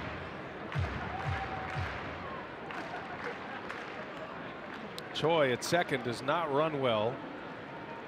Could be a play at the plate on a base hit right at an outfielder. 2-2 the count. Odorizzi against Jet Bandy. Here it comes. And Bandy able to climb the ladder and foul that one away. Yeah, pitch out of the zone, up and in. Getting a lot of mileage out of that high fastball today is Odorizzi.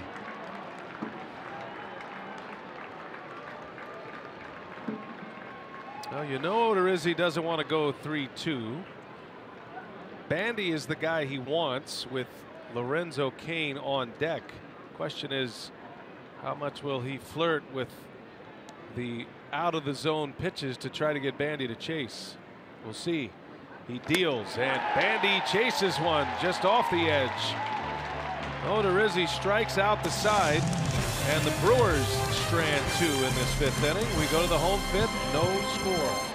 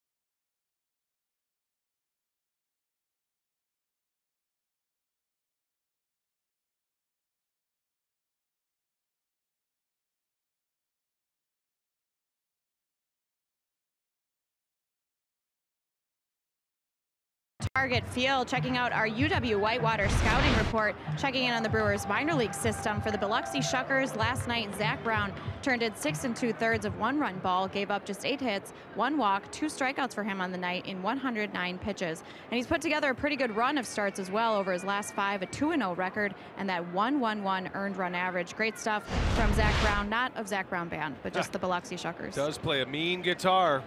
Oh, not different guy. He's probably never heard that before, Sophia. Zach Brown. Byron Buxton will lead off for Minnesota. No score. Each team in their last at-bat stranding 2 runners as Buxton lines one to left field. A base hit for the Twins' 9th place hitter. Hits have been hard to come by for Byron Buxton. Yeah, he's been struggling mightily. He's been caught in between, you know, out in front of the breaking stuff, behind the fastball, but got one that he liked. It was down in the zone. There's a cut fastball down, and Buxton able to center on it. Spent about 3 weeks on the disabled list, was reinstated on the 10th of May, so he's been back a couple of weeks now. Had serious migraines, something that is chronic for him. And then while he was in the minor leagues on a rehab, he broke his toe. He fouled a pitch off his left toe. So he's playing with that right now. He's one of the fastest players in the majors. Kind of interesting, last night he pinch ran. Bottom of the 9th inning, nobody out, and did not really even attempt a stolen base last night. Kind of interesting. Yeah, doing an informal poll after the game in the clubhouse. The Brewer coaching staff were very surprised that he did not try to run at some point in that sequence in the 9th inning. Especially in a 1-run game, get into scoring position, made no attempt that entire inning. They say that fractured toe doesn't bother him a whole lot going straight forward. It's when he tries to turn the bases. So I don't think that was an issue. Well, Buxton has a consecutive stolen base streak going right now. That almost got away. Nice catch by Aguilar. Byron Buxton has 28 consecutive steals going back to last year.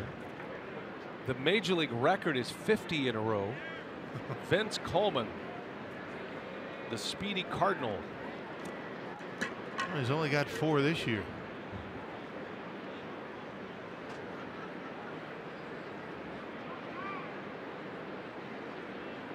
He was leaning. Jet Bandy's been terrific throwing out base runners this year. Attempted stolen bases.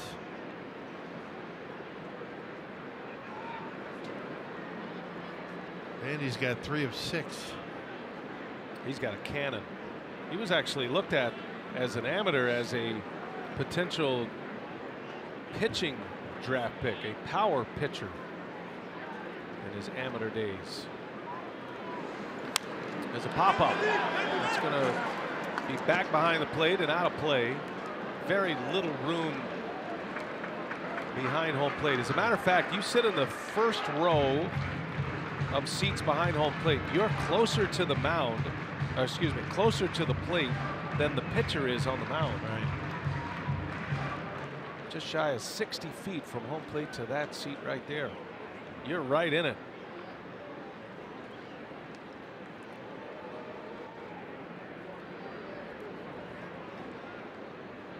One ball, one strike on the leadoff man, Brian Dozier. 0 for 2, 2 long fly ball outs, both sending outfielders to the wall. Flew out to center in the first, and then flew out to right his last time up in the third.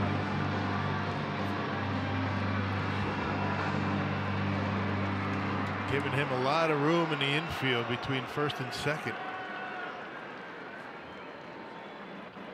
Normally does not hit ground balls in that direction. High fastball hitter is Dozier. He loves him up there.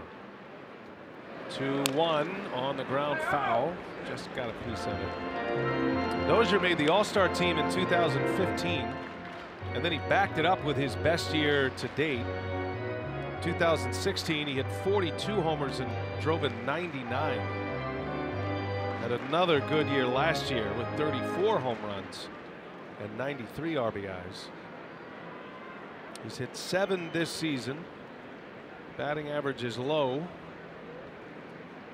but he's one of the great power hitting infielders in the game. Actually was in the home run derby in 2014.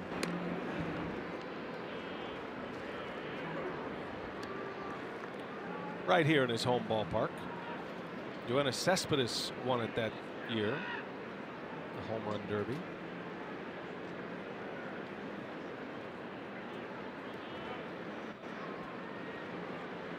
Guerra in a 2-2 count. Pitch number 90 coming here in the 5th inning. And Dozier doesn't bite.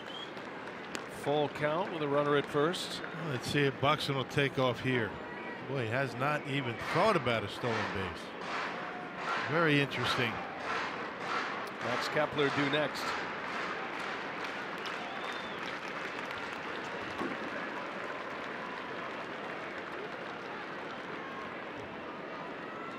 Well, Guerra wiggled off a hook last inning. 2 on, nobody out, was able to get through it. There goes Buxton, and a swing and a miss. Bandy's throw to second is into center field, and Buxton is on his way to third. A stolen base and an error. Guerra does pick up the strikeout, but the speedy Buxton all the way to third base with 1 out. Stolen base E2. That's a case where Jet Bandy, trying to be a little bit too quick, really got ahead of himself and spiked it. There's that breaking pitch. Looked like more like a curveball that time. And Bandy really didn't have much of a grip on it, and into center field, Buxton at third base. Craig Counsell wanted to make sure that there wasn't any interference on that throw.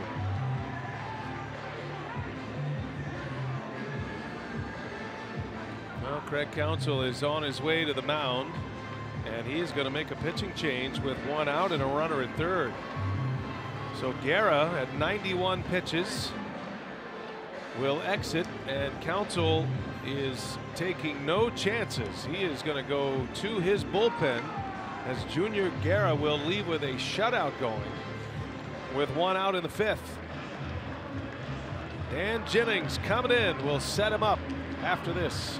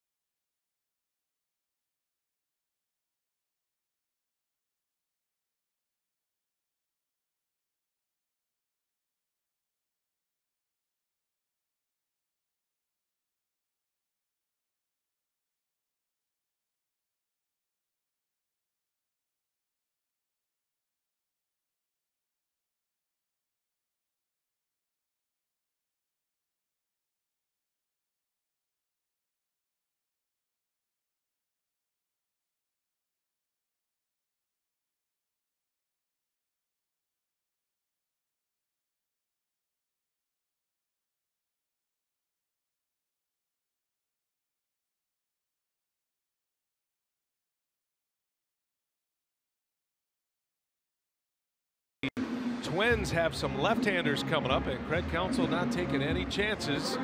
He's going to call on his early lefty, one of the 3 in the bullpen. It'll be Dan Jennings, as Garrett can only watch now. Inning and 2/3 last night. Good work from Jennings, and you're right. I mean, back-to-back lefties, Kepler, Rosario. Switch hitter Escobar, and then another left-hander. So taking no chances, trying to get the strikeout here. Yeah, to keep the Twins off the board. Overall, 2.21 earned run average in game number 23 today. A lot of this has to do with the success of Jake Odorizzi on the mound for the Twins. 5 shutout innings. Infield is in for the Brewers. Speedy runner at third in Buxton. And Kepler with a swing and a miss on a big bender.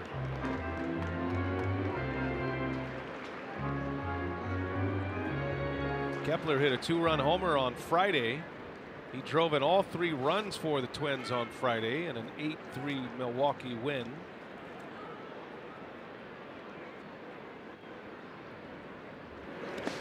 Nice block by Bandy. Doesn't take much to get Buxton home. Anything that trickles away from a catcher in the dirt, and he's going to score. Yeah. And even with the infield in, if it's not hit hard, if he gets a good jump, he's going to be able to beat it at home plate. Outstanding job right there by Bandy. Buxton stole second, went to third on the throwing error by Bandy. And a ground ball through, base hit. Kepler puts the Twins on the board for the first time. It's an RBI base hit. And it's 1-0 Minnesota. Kepler's 19th RBI, and it's the first run of the game. This guy's a good hitter. I mean, Jennings came in to face the same group of guys that he did last night. He got Kepler on the fielder's choice. This time Kepler with the infield in, able to sneak one through the infield to score the first run. And that run will belong to Junior Guerra, and you can close his book. On the hook for the loss now for Guerra, 4 1/3, giving up 1 earned run. Another good start, although he wasn't able to go too deep in the game. Pitch count got him. Eddie Rosario got to be careful on that first one. Jennings pumps a strike in. Yeah, Rosario singled to left off of Jennings last night.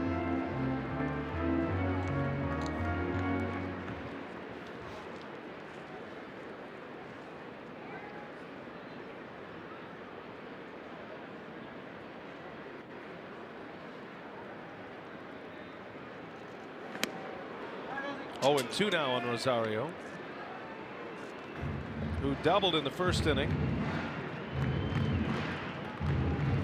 There's a double and a ground out in this one today. See his splits. A straight left-handed hitter. Does have a couple of home runs against left-handed pitching. He sees a lot of them, especially late game.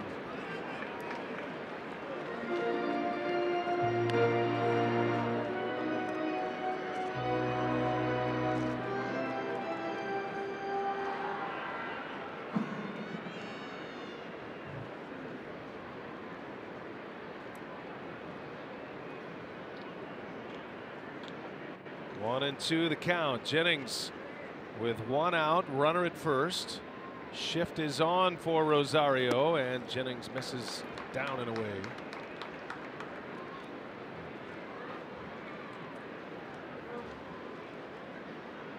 A late ad for the Brewers. Matter of fact, spring training had ended when they acquired Dan Jennings. Released by the Rays. It was a payroll situation for Tampa Bay. They were going younger and cheaper. And at the time, Boone Logan was on the disabled list. The Brewers felt like they needed to add a left-hander. And Jennings was the perfect solution for that role. Yeah, Jennings has been good against left-handers and right-handers.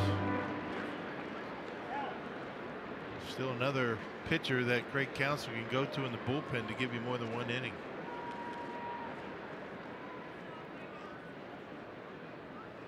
And he's got the runner picked off. Aguilar's throw to second on the money, and Kepler is caught stealing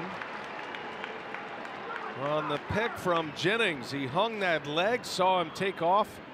Easy pickings, and that's out number 2. And a nice job by Aguilar. Didn't rush his throw. He cleared the runner, threw a strike to Saladino, and an easy out at second. He lifts that leg. He's not sure if he's going to go home or to first. Well executed by the Brewers.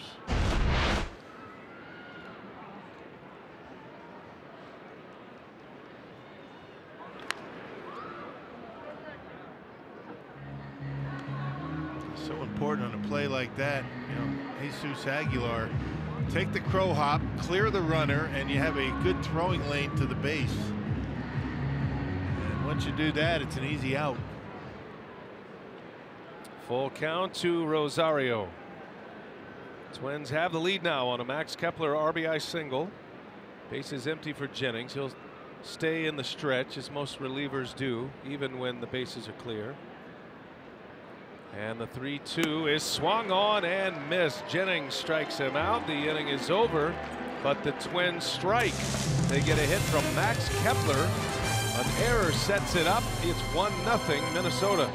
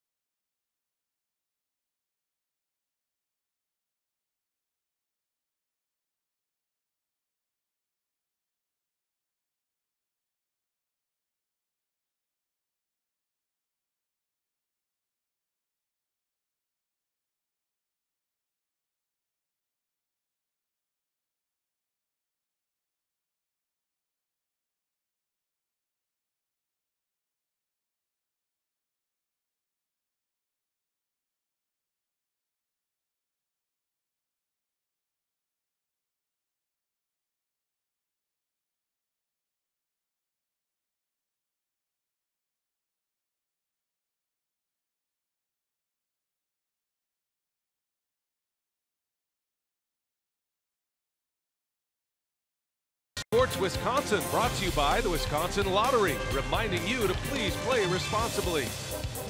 By Ascension, coming together to give healthcare a better name. We are Ascension. And by Wisconsin Dells, the water park capital of the world.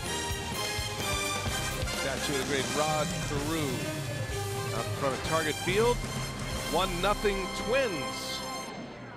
They have the lead on an RBI from Max Kepler. That's an earned run on Guerra's line in 4 1/3 innings. Lorenzo Cain will lead off for the Brewers in the 6th. Odorizzi, who is pitching a gem, now has a lead with which to work. Yep, although there was an error involved in getting Buxton to third base, officials score deeming that with a base hit by Kepler, he would have scored anyway, even without the error.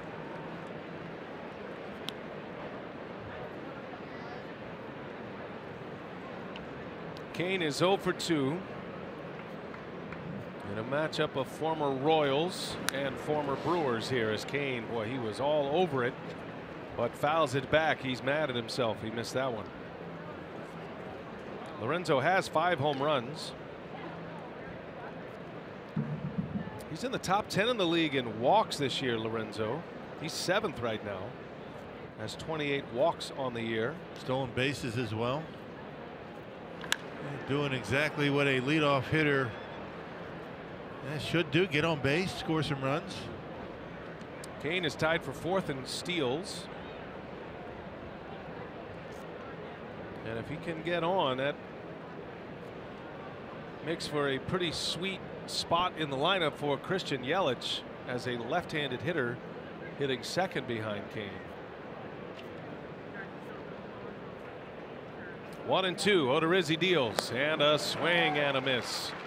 Cain down on strikes. That is number 9 for Jake Odorizzi. 1 away in the 6th inning. Yeah, season high for Odorizzi this year was 8. That came back on May 3rd. And 93 outer half. Lorenzo Cain probably thinking there's a hole in the bat. Swings right through it. 1 away for Christian Yelich now. Hit the go-ahead home run last night in the 8th inning. Batting with 1 out in the 6th, and a little breaking ball misses. Yelich is 0 for 2, 2 outs in the air.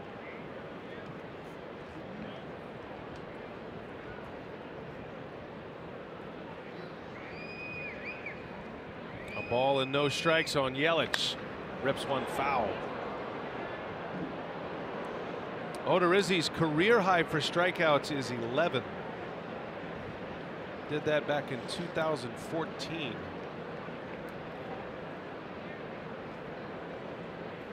Had an 11 strikeout game against the Cleveland Indians. 9 of them today, season high. 3 hits, all singles against Odorizzi today. 1 walk, pretty good outing for him.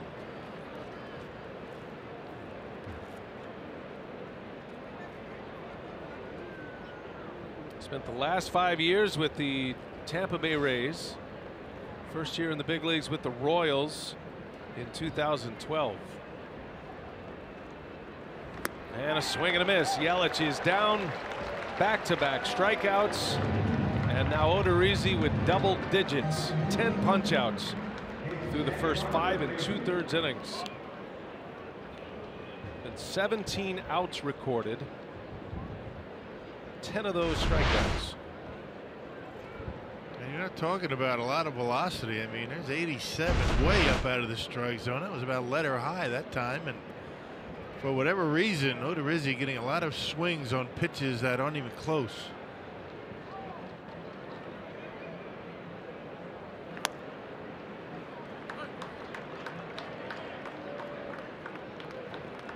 Jesus Aguilar has 1 of the 3 hits. That came in the first inning, a single. All 3 hits are singles. Light contact for the Brewers today against Odorizzi. 0-2 the count now on Aguilar. Travis Shaw tops the Powerball home run leaderboard, but Jesus has hit his way on the list with 3 homers in this series. 2 Friday night, hit 1 yesterday to center field for his 3rd homer against Minnesota. And that ball's hammered into deep left field, and this ball game is all tied up. Upper deck shot from Jesus Aguilar. Wow. Home run number 4 of the series, number 7 on the year. Well, you can't hit a baseball any harder than that. My goodness. And there's that fastball. 93 up out of the strike zone. This time Aguilar able to center on it, tomahawks it out of here, and that's about one of the furthest balls you're going to see hit out of the ballpark in the least amount of time. A line drive bullet, second deck. They stay high. That's an old-fashioned poleaxe is what that was. 108 miles an hour off the bat was the exit velocity. And once again, it was up out of the strike zone. Odorizzi is getting swings on pitches up out of the zone. This time Aguilar makes him pay. Travis Shaw always ready to jump on that first pitch. And he swings and misses. Odorizzi. That's what I'm talking about. That pitch right there. Good example. Aguilar ties it. Twins took the lead on a base hit by Kepler in the 5th. Brewers tie it here in the 6th. What a series Jesus Aguilar is putting together. What a season he's putting together. Been a nice road trip. You're right. I mean, all the above. Aguilar with his 6th hit of the series. 4 home runs among those 6 hits. Now he's swinging the bat so well that earlier on the trip in Colorado, Craig Counsell started him at 3rd base just to keep his bat in the lineup. He wanted to give Travis a day off. They'll keep Aguilar in the lineup and put him at 3rd. He did a pretty good job. The bat plays. It's unfortunate that Miguel Sano is hurt right now for the Twins. It's a scenario you could have had 600 pounds of third baseman in this series between Aguilar and Miguel Sano.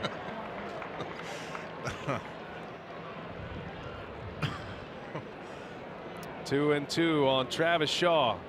Odorizzi has struck him out twice. Shaw trying to square him up, fouls it back. Count stays at 2-2. I'm not sure Jesus is pushing 300 pounds, but Sano certainly is. I got him at 280. Yeah, I'll give you that. 275, 280. Sano's not 320. I was being dramatic for I know effect. you're exaggerating. I didn't know we were going to be completely accurate today. I don't want to change? I don't want to get it back to Aggie that we're saying he's 300 pounds. That wouldn't bode well for anybody. First day we've stuck with the facts. Yeah, we're talking about self-preservation now. Turned over a new leaf, I guess. That's a big man. Matt LePay's had a major impact on you. Since when do we keep it straight and narrow? Since we fear for our lives. That's a good point. Just kidding. Bill Schroeder said that. Full count to Shaw. Down and in, ball 4. And the Brewers get a man on here with 2 away following the Aguilar homer. Shaw draws the walk. We'll get Hernan Perez to the plate. The Brewers media guide, which is never wrong, lists Jesus Aguilar at 296. So I take it back. What do you take back? You said he didn't weigh 300 pounds, and you were right. Well, rounding up. Pitching coach Garvin Alston out to visit with Odorizzi. They used to have Aguilar's weight at 250. Remember last year? I think that was his signing weight when he was 16. See, now I'm going to take issue now with the Twins media guide. They have Sano at 272. See, now that is that's fake news right there. That's bad. I mean, that's false. See Rogers getting loose. The left-hander Taylor Rogers, and maybe buying a little time was the pitching coach Garvin Alston. You got G-Man Choi due next, who's a left-handed batter. So Perez trying to make a little hay here with 2 outs. 1-1 game. Jesus Aguilar with a long home run to tie it just a moment ago. That's where you hit a home run and not have the wind affect it when you hit a line drive like that. Didn't get high enough to allow the wind to have any effect.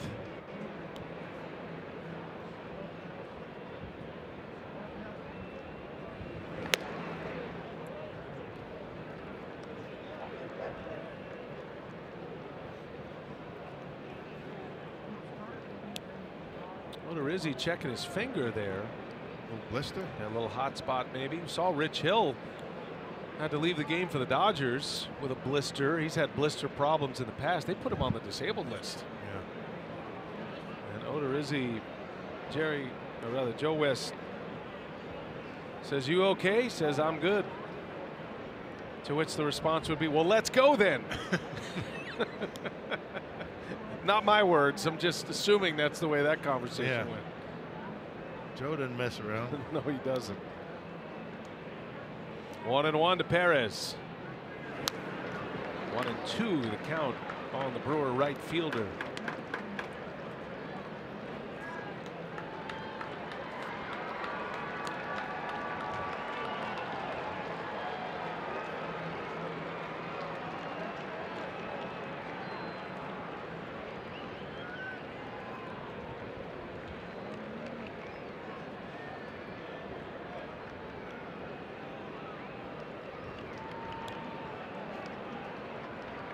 Shaw at first, takes off. Perez flips one, shallow right, long run. Dozier can't get it.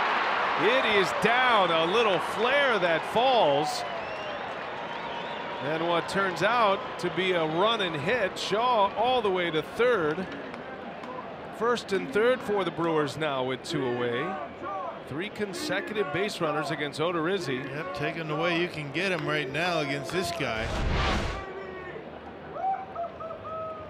pretty good piece of hitting just to get a bat on it for Perez. You see Dozier covering the bag, and that's why he wasn't able to get there. Had Shaw not been running, that would have been an easy out at second. And Paul Molitor wants to check out Odorizzi, make sure that finger's all right, but he's done anyway. End of the line for Odorizzi. Had 2 outs, nobody on. Aguilar homers, then a walk, now a single. Molitor going to his bullpen.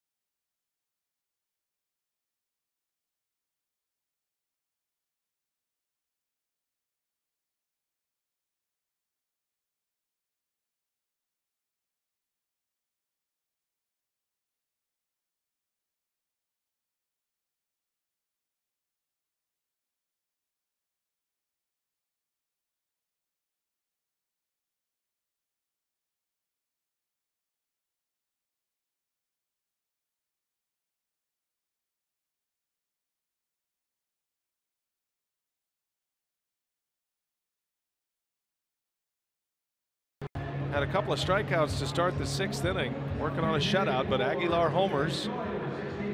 And Odorizzi will exit with 5 2/3 innings, 10 strikeouts, and still looking at that finger. Wonder if a blister popped up. So he's out. Taylor Rogers is in to face Ji-Man Choi, who is then lifted for the pinch hitter Domingo Santana. And we saw Rogers in last night's ball game. He threw an inning and 2/3 scoreless.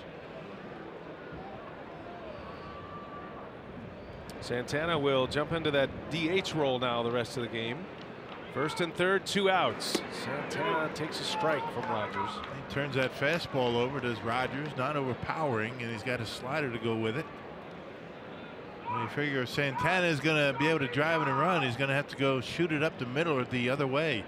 You figure they're going to work him on the outside corner. Taylor Rogers with runners at the corners. Santana fouls it off. Slider in. Molitor certainly knows Counsell would counter with the pinch hitter. So his play here is more for the new pitcher than it is the matchup.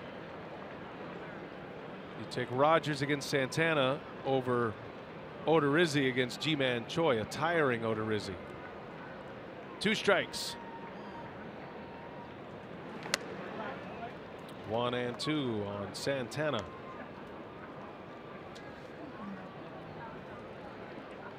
Domingo, as a pinch hitter this year, hasn't done it often. He is 1 for 3. His days off are usually full days off.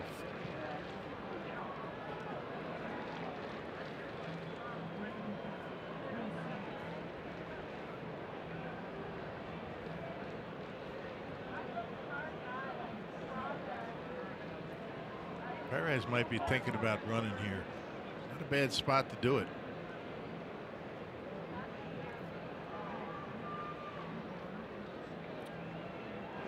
Another check on the runner Perez at first. Perez is very fast. Just whether he's going to be able to get a read on the move of Rogers, the lefty. Shaw at third. He walked after the Aguilar homer. Perez with a little flare single. There he goes. And Santana strikes out to end the inning. Santana saying he fouled it. No dice, says Joe West. And the side is retired, but Jesus Aguilar delivers a big one. His 4th home run of the series. Aguilar ties it.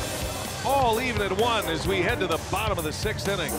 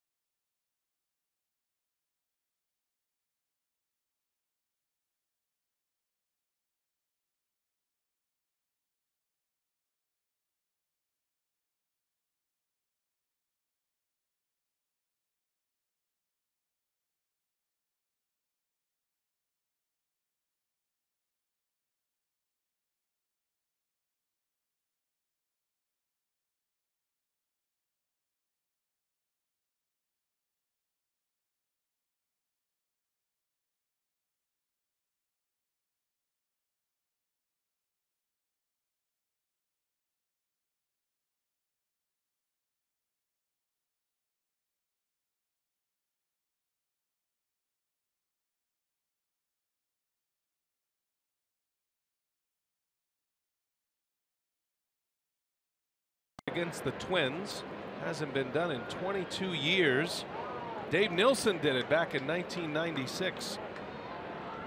And Aguilar's home run ties the game at 1. We go to the bottom of the 6th inning now, and it's Dan Jennings back to work, facing the switch hitter Eduardo Escobar. And then he's got a lefty in Logan Morrison. That would probably be the end of the line for Dan Jennings. There is activity in the Brewer bullpen. Neither starter will factor in the decision. Guerra goes 4 1/3, giving up 1 run. Odorizzi 5 2/3 and a season high 10 strikeouts and 1 run allowed. Yeah, that's what the Brewers do, right? I mean, Odorizzi in complete control all day until he made the mistake to Aguilar. Tied it up, 1 swing of the bat.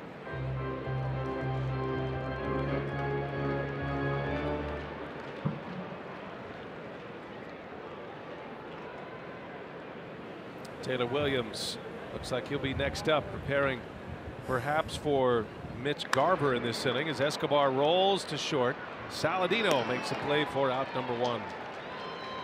And a big bat retired for Dan Jennings. Hey, all fans that attend the Brewers game against the Mets next Sunday, May 27th, will get a one-of-a-kind Travis Shaw, Mayor of Ding Dong City bobblehead. That's courtesy of U.S. Cellular. For tickets, go to Brewers.com. You like the Mayor of Ding Dong City? I like the way you say it. You really hit each word in that. A lot of the New Jersey comes out when you say the Mayor of Ding Dong City. That's why you like it? That's why I like it. Logan Morrison batting with 1 away. That's one of my favorite series of words to say as we put them together. There's a bouncer to Aguilar, gloves it, throws it, and Jennings is there for him for out number 2. All right, decision time here, Skipper Rock. Leave him in. Change or leave him in with 2 outs? You got another lefty coming up, and then that'll be it. You got the right-hander Garver, then the lefty Cave. Then we'll see what they do. Well, it'll force Molitor's hand if Cave does come up in this inning. He'll certainly consider a pinch hitter. So counsel will let it ride.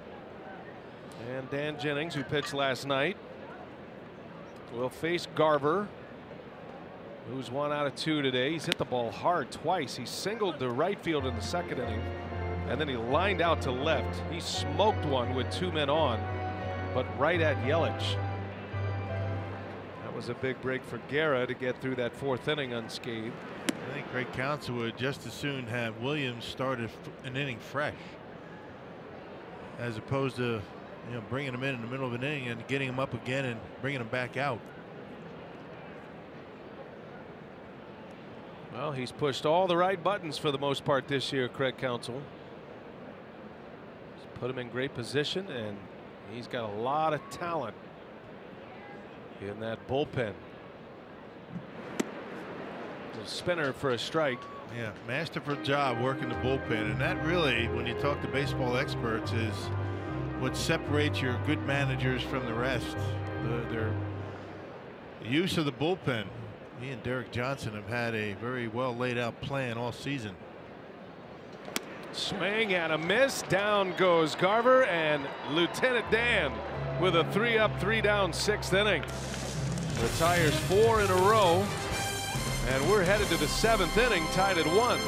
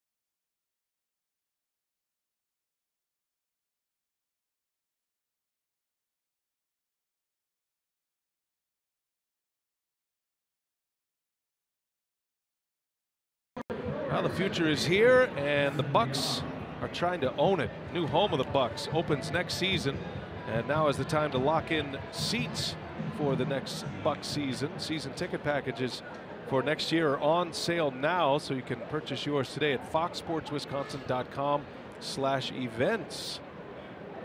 Tickets available through the Fox Sports Wisconsin webpage. Congratulations to Mike Budenholzer, named as the new Bucks head coach. Press conference coming tomorrow as Jonathan Villar takes a strike.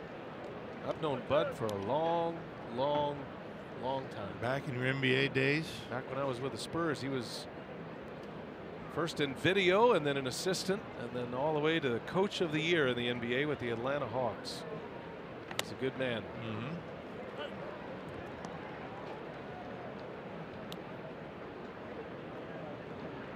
Jonathan Villar starts it here for Milwaukee. Saladino to follow, and then Jet Bandy, bottom of the order, as Rogers continues.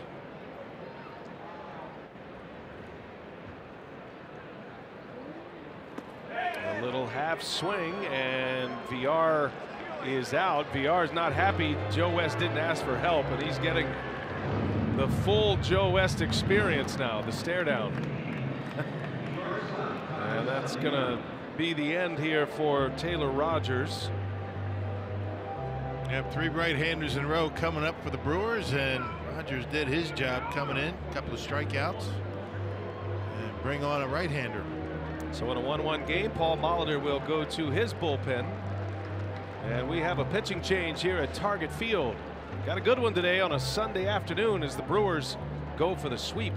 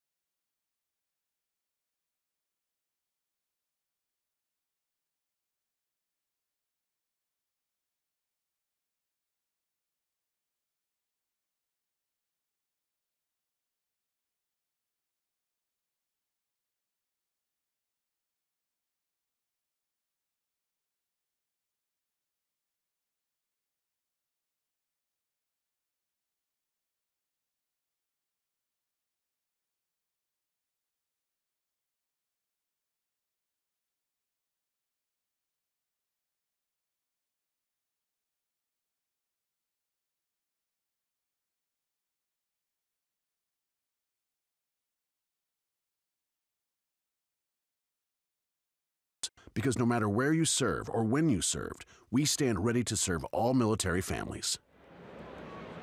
Pitching change for the Twins here in a 1-1 game. Paul Molitor going with his right-hander Ryan Presley, who was impressive in his first game against the Brewers, with Tyler Saladino at the plate with one away.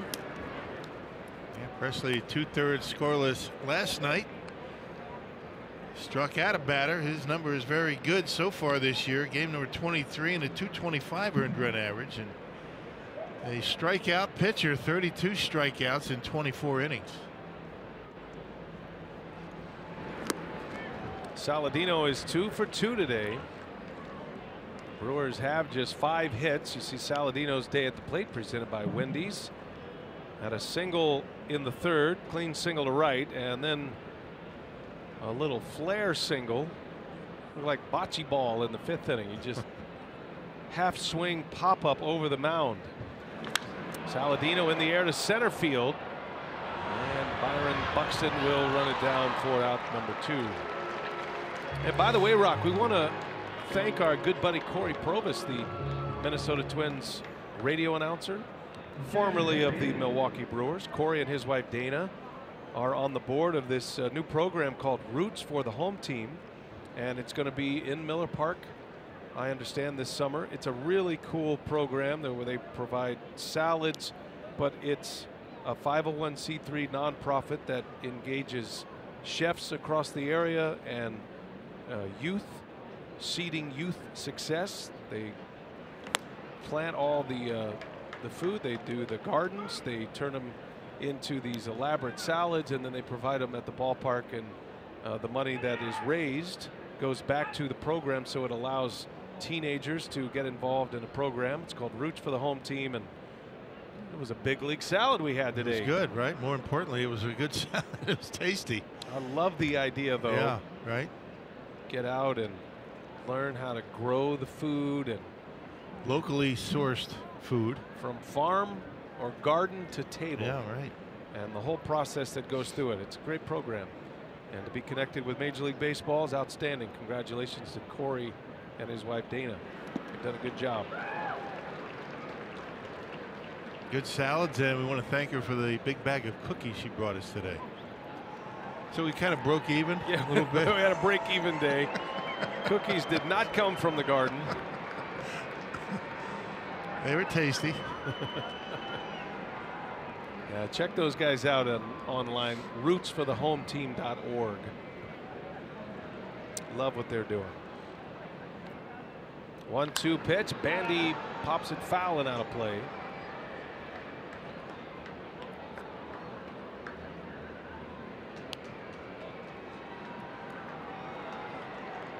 Well, Jed Bandy is waiting for his moment in the sun at the plate. It's been a rough year for him. But he's got a chance here in a 1-1 game. 1-2 the count. And Bandy off the end of the bat, long run coming down, and it'll fall. Yeah, he needed that. Yeah, good for him, able to get a base hit today. Been grinding up there at the plate. A 2-out single, giving a chance for Lorenzo. Maybe that'll break the seal for Bandy. Hung in there on the breaking ball, right off the end of the bat. Yeah, Buxton playing deep, not able to get there. You see how deep Buxton is, even with his good speed, not able to get to it. 2-out single. Brewers scored a run last inning with 2 outs on the home run by Aguilar. Trying to strike late again. 2 gone. Here's Lorenzo Cain back to the top of the order now. And Cain shoots one back up the middle. It's a base hit. Back-to-back singles. And the Brewers in business with 2 away in this 7th inning.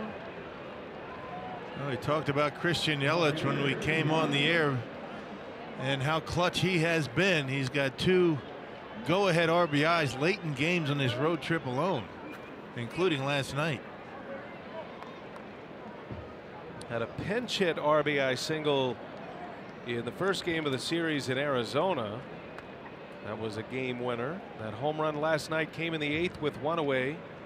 Opposite field homer that gave the Brewers a 5-4 lead. That was the final score. 2 on, 2 out. Yelich takes a breaking ball for a strike.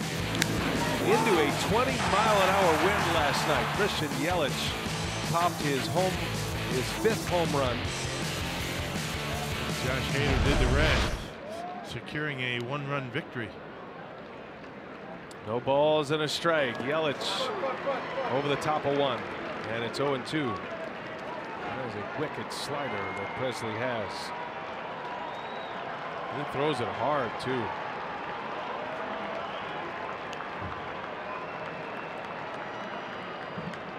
So it's 0-2 now.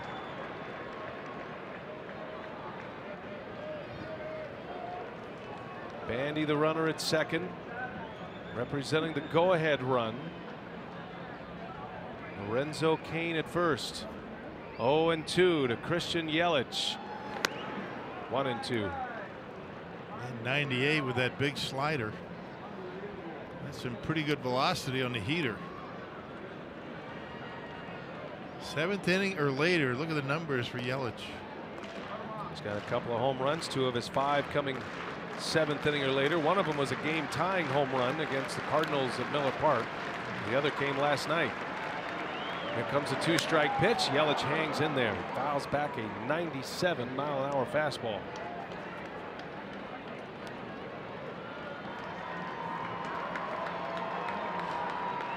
Yelich has been red hot in his last 17 games now. 7 multi-hit games over the last 17. He's 0 for 3 today. Twins do not believe Yelich can turn on one. They're giving him a lot of room down the right field line. And down he goes.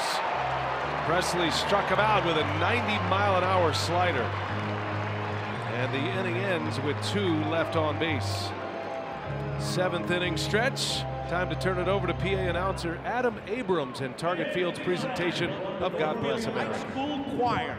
They lead us in the singing of God Bless America.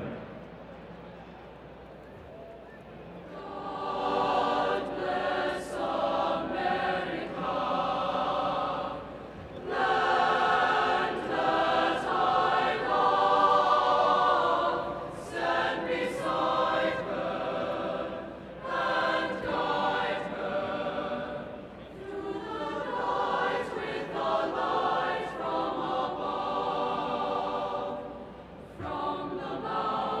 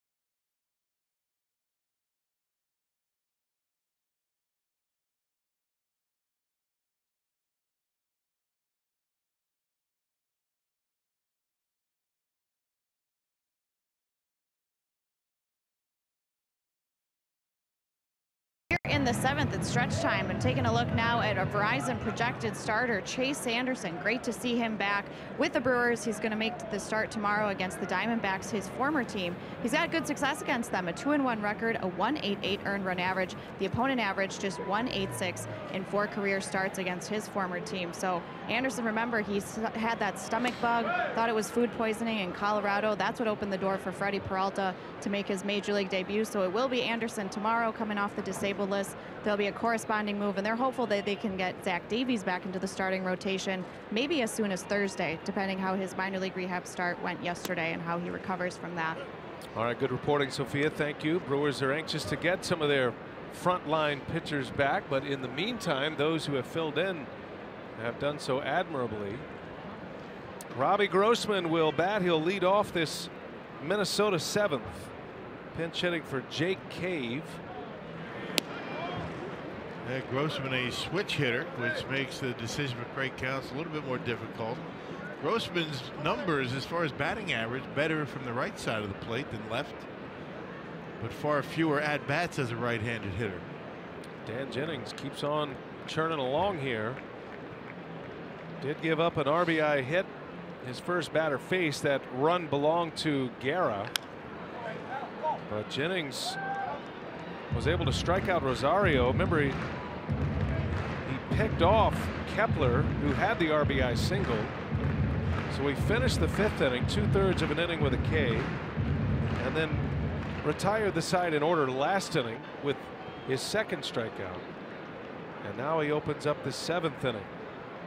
Multi-inning relievers are part of the story for the Brewers bullpen and their success this year. And they were brought to Milwaukee for that purpose. Now, Jennings has never been a guy to go multiple innings. At least that wasn't his scouting report. He was almost a matchup lefty the way he was being used in Tampa Bay. Yeah, one of the reasons why they let him go.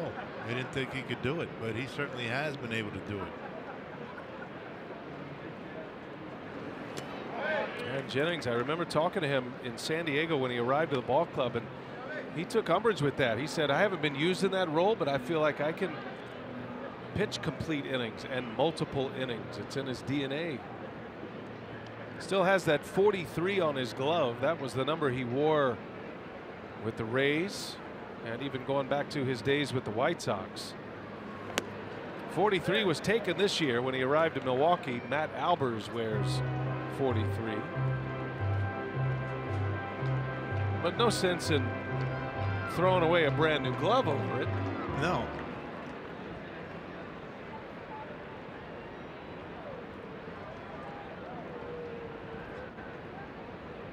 Three and two the count. Robbie Grossman pinch hitting, bouncing ball to short. Tough hop there for Saladino, but he'll make the play for out number 1. And Jennings is retired. That'll be it for him. He's retired 5 in a row. Good work by Dan Jennings. Outstanding job once again. Brewers bullpen. 5 outs across 3 different innings. He retires at the plate. Officially, Jennings works in 2 innings, and he will exit for Taylor Williams, who will enter with 1 away in the 7th.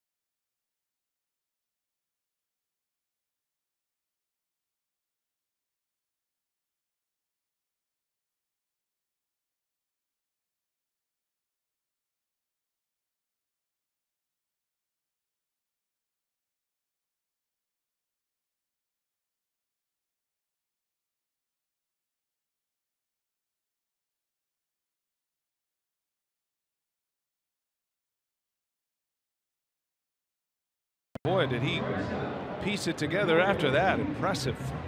A couple of strikeouts, goes 2 innings. Exits in a 1-1 game with the bases empty, and now it's going to be Taylor Williams, the hard-throwing right-hander, making appearance number 14 for the Brewers this year, Rock. Yeah, took his first loss of the season. That was Tuesday against the Diamondbacks in Arizona. 1/3 of an inning, gave up a run. Also issued a walk. Good numbers for Williams, a .314 earned run average. And Taylor averaging almost 14 strikeouts per 9 innings. If you want to think along with the manager, they have a lot of faith in Williams. He is one of those pitchers that could emerge into a late game role at some point. He certainly has closer stuff.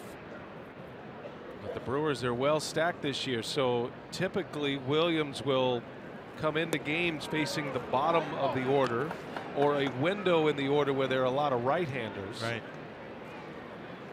And that's pretty common with managers across baseball. You get a young reliever. Brewers did the same thing with Josh Hader when he first arrived in Milwaukee last year. Put him in a position to succeed.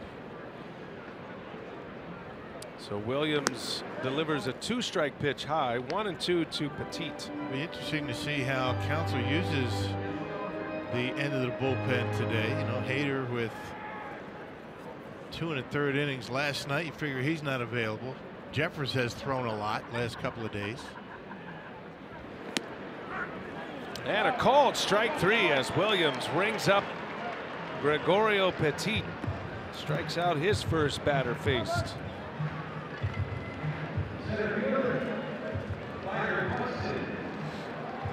Boone Logan is the left-hander getting loose. Both managers have activity in the bullpen. Let's see where this hit. A little off the corner, but Joe West ain't close enough. 97 miles an hour. Williams gets a break. Petit had a beef. Yeah, Boone Logan getting loose just in case it gets to Kepler, the number 2 hitter. It's Dozier next, another right-hander. If Kepler comes up, it's going to be Logan. Addison Reed is in the Twins bullpen. There's that same pitch. Buxton offers at this one, and it's 0-2. Coming in at 97 miles an hour. That is almost impossible to do anything with as a hitter. So the fact that Williams got that call puts him in the driver's seat. Bandy knows that. He's going back out there. 0-2. And Buxton sends it in the air to center field. Kane will make the catch. And that will retire the side. Taylor Williams makes quick work of the Twins' bottom of the order. We're headed for the 8th. All tied at 1 at Target Field.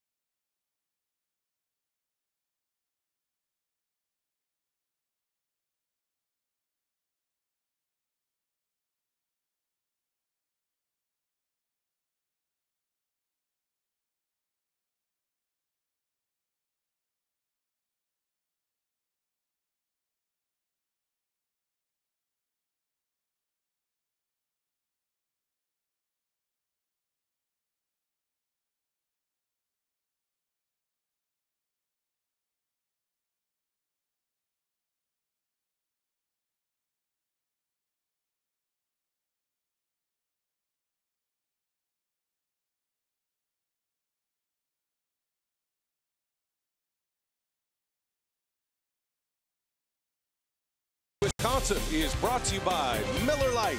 Great taste and only 96 calories. And by Toyota. Let's go places. It's a beautiful Sunday, and we got a great ball game going today. All tied at 1, headed for the 8th inning. It'll be Jesus Aguilar to lead off, and what a series he is putting together here in Minnesota. He's hit 4 home runs. Take you back to Friday night. These were the first 2. The first one was a rocket, 413 feet. This one, a one-hander off the foul pole on Friday night. 2-homer game for Aguilar. Last night into a 20-mile-an-hour wind. Hit one 401 feet. And then back in the 6th with 2 outs. The hardest hit ball of the weekend for Aguilar. 108 miles an hour it left the bat. He had tied the game. And it's been a series to remember at Target Field for Jesus Aguilar. It's just been a really good stretch ever since he's been inserted in the everyday lineup. He has been very productive, and Rick Counsell's had him in that number 3 spot in the lineup the entire trip. Addison Reed on the mound for Paul Molitor. He's going with his setup man now.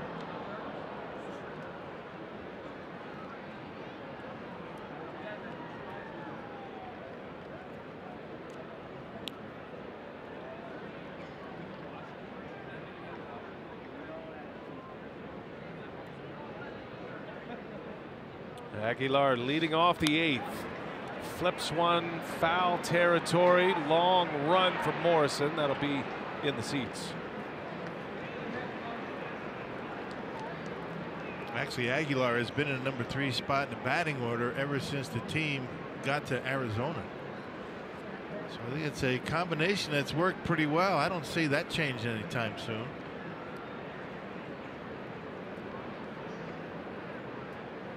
Two hits today, 6 hits in the series, 6 RBIs.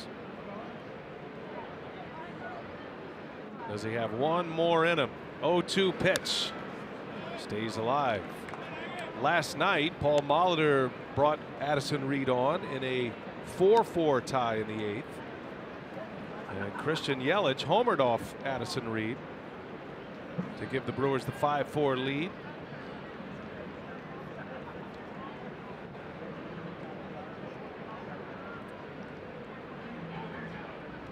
Another 0-2 on the way. And a swing and a miss. He got him. Aguilar with a big hack. Reed strikes him out with a slider. And out number 1 in the 8th. Yeah, good pitch down. Hey, today's time of the game winner, the Iron Buffalo Saloon in Reedsville. If they call the Brewers by 8 o'clock tomorrow morning, they get 40 tickets to a Friday night game in the Miller Lite Beer Pen. And it's offered courtesy of the Tavern League of Wisconsin and Miller Lite. Travis Shaw now with 1 away.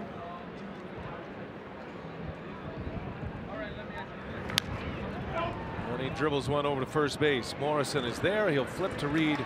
2 outs now for the Brewers in the 8th. Reed has allowed 3 home runs on the year. Yelich hitting that 3rd home run allowed last night. He'd also given one up against the White Sox. That was back on May 3rd. That was pitching in the 9th inning, and that was one of the 6 walk-offs for the opposing team that the Twins have suffered through this season.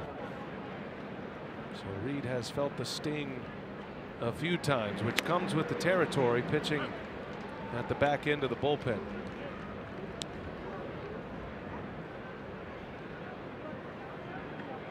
He's had a nice career, Addison Reed. That sinker slider combination. That slider 85 miles an hour, has the great breaker on it. There was a fastball that Yelich hit out yesterday. Hernan Perez with 2 away. Perez had a flare single in the 6th inning. Chased Jake Odorizzi, the starter. Twin starter went 5 2/3 with 10 punchouts. Gave up the 1 run, the home run by Aguilar.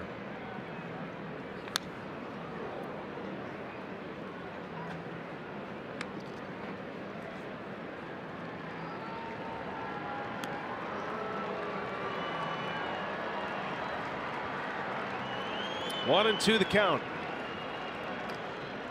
All tied up. Reed setting up Fernando Rodney at this point for the Twins. Trying to hold serve as Perez takes a ball, laid off that breaking ball, and it's 2-2.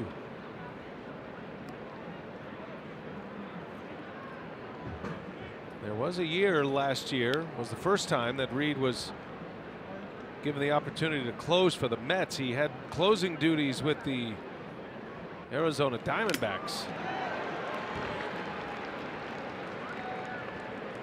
Came up with the White Sox and was closing games for a couple of years there. Actually had a 40 save season one year, did Reed.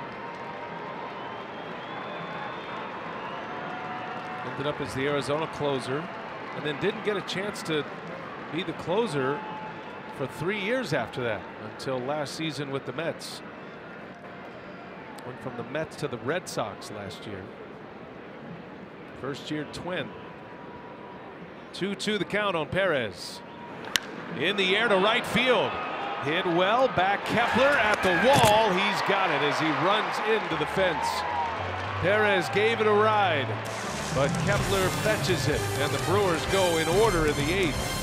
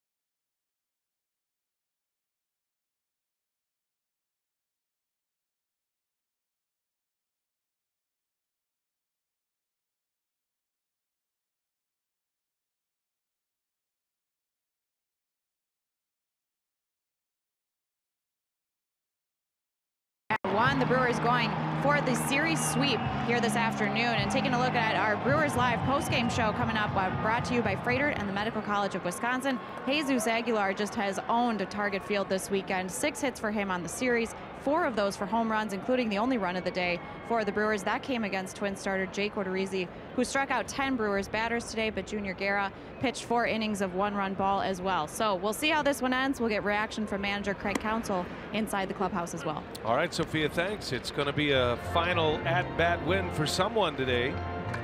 Taylor Williams back on the mound after 2 outs recorded in the 7th. He and Dan Jennings combined to get through that 7th inning. Ryan Dozier at the plate. Power on power matchup here. This is a good one for Williams. Man, be careful with a high fastball, even with the velocity that Williams has. Dozier, good high ball hitter. Probably his last hitter of the day. Got a couple of left-handers coming up. Boone Logan has been throwing in the pen. Kepler due next, then Rosario, both lefties. Williams deals outside for ball 2.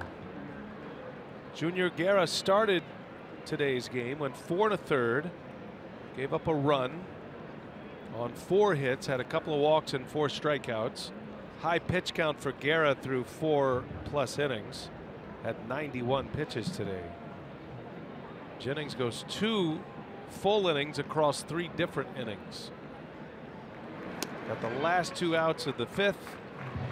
Pitched to 3 up, 3 down, 6th, and then recorded an out in the 7th inning. Good work by Jennings, whose ERA drops to 2.01 with his outing today. And now it is Williams. A 3-1 count. Dangerous. Twins' best power hitter at the plate, and Dozier lays off. Now it's 3-1. Had 3-1 on the scoreboard.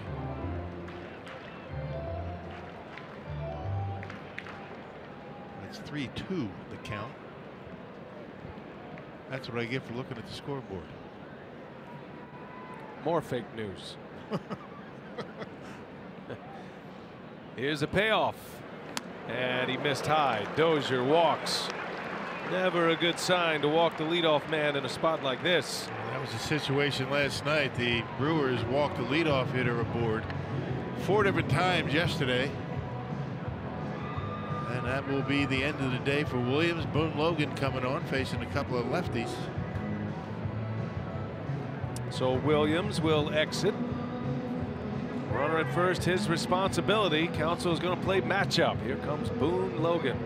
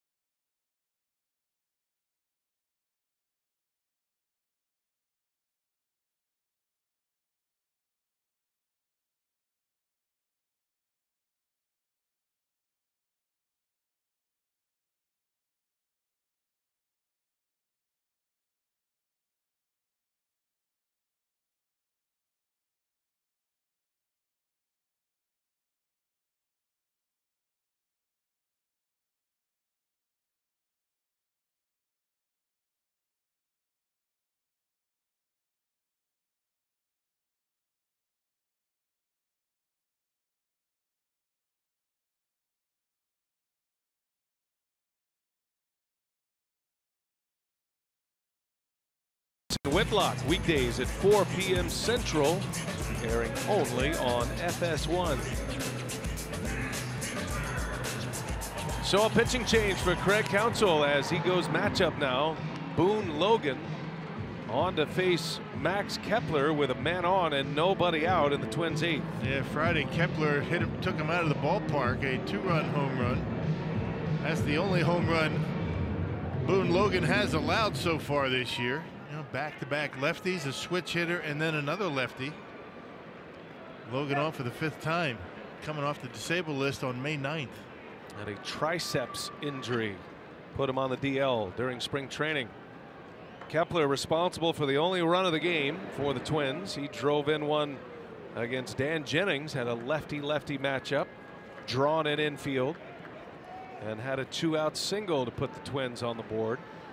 Brewers would answer the next inning with an Aguilar homer to tie it. Kepler bounces one foul. Kepler has been their hottest hitter in this series. Well, Friday it was an 8-1 game. Boone Logan out for some work, and Max Kepler drilled one out. The line drive hitter got a little elevation under one and was responsible for all 3 Twins runs in that Friday night loss for Minnesota. Logan still trying to get his sea legs under him, coming back from that injury. Did have a pretty good run through the Brewers minor league system in a rehab scenario, but it's a little bit different here in the big leagues. He's in a big spot here today.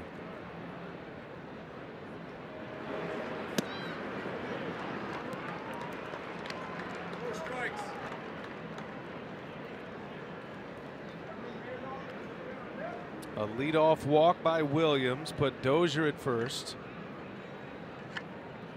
And the Twins are right where they want to be in the batting order. Their best hitters coming up here in the 8th inning. Logan deals, and it's going to skip away from Bandy. On his way to second base goes Dozier. Yeah, that's big. That Dozier, not a base stealer. He's 2 for 4. You knew he wasn't going to be running, but now he's in scoring position. A wild pitch allows Dozier into scoring position. And Bandy's just not able to get in front of it. Didn't know where it was. Dozier initially didn't know where it was either. Finally realized it and ends up at second base. That's a big wild pitch. Now the count 3-1 on Kepler, and he lost it. Ball 4. Back-to-back walks. 2 on, nobody out, and that's going to draw a visit from the Brewer pitching coach. Derek Johnson is on his way to chat with Logan. And Brewers walked 8 batters last night, got away with it. They had a 1-run victory last night, but all those base on balls, right?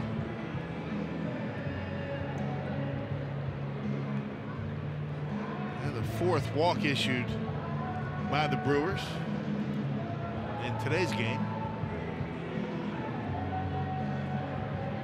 Matt Albers getting loose in the bullpen.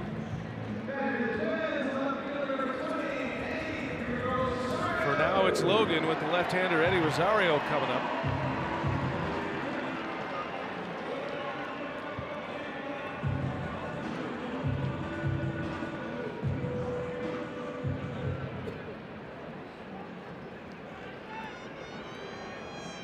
Rosario with 3 hits in the series, one of those coming today. His first at bat of the day was a double off the right field wall. He's 1 for 3. Brewers could use a ground ball double play here.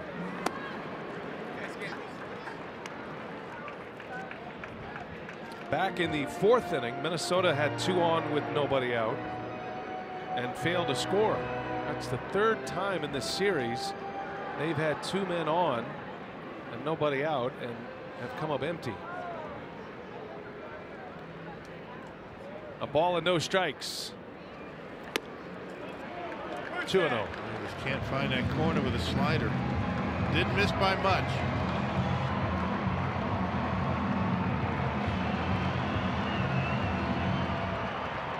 Gonna have to dig up some confidence here. Boone Logan. He's had some great moments out of the bullpen in the past, especially his days with the Yankees. 2 on. Nobody out. Little half swing roller. Shaw is there and out at first. Well, it works as a sacrifice bunt. Advancing 2 base runners on the check swing. Boy, hitters just like they kick themselves on a 2-0 count to make it out on a check swing. Well, it does give Counsell the option to walk Escobar here if he chooses. Problem with that, Logan has had command problems, so he does put the 4 fingers up, indicating the intentional walk.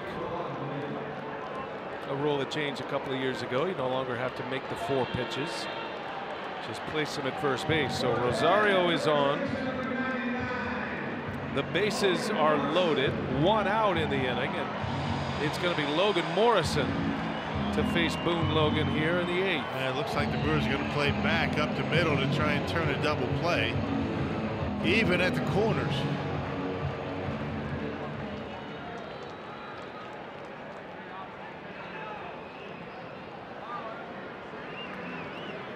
Logan has 1 more hitter, trying to make it count. Twins threatening. 1-1 game, 8th inning.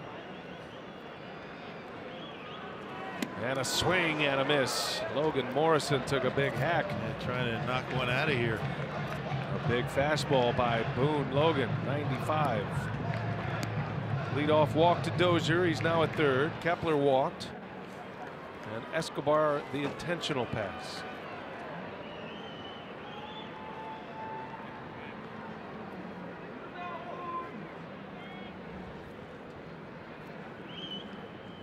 Fly ball deep right center, This is back and off the top of the wall.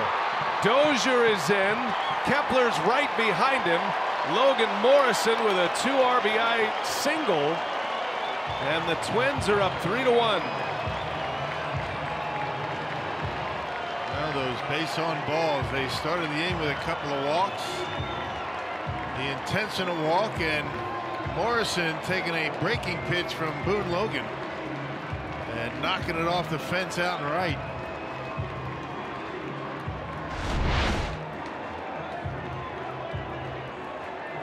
Actually, fastball. Boone Logan knew it right away and put his head down as soon as contact was made, and Morrison missed a home run by a couple of feet. Badger Mutual Insurance hit of the game.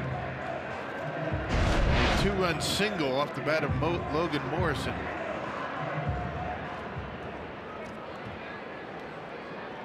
It started with a walk-off of Williams, and then Logan issuing 2 walks, one of those intentional. Now the 2 RBI single.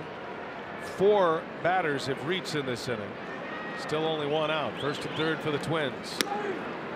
Garver takes a strike, showed bunt.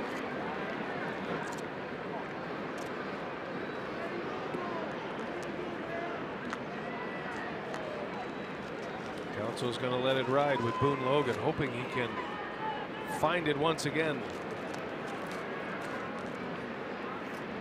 It's been a struggle for Logan this year, starting with the injury. Never want to have an injury in spring training. You're with a new team, signing a deal, a free agent deal, trying to impress. Just delays your season, and you're trying to play catch up. Yeah. Well, that fastball, one of his better fastballs this year, 95, but Morrison rattled it off that wall out and right. Logan comes back with a strikeout of Garver, goes up the ladder to get him. Second 93.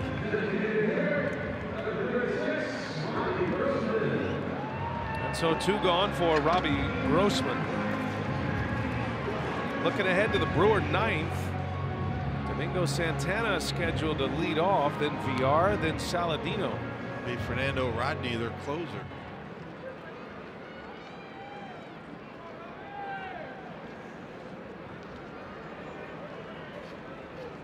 Two runs are in. Twins have the lead once again. And Grossman pops it foul.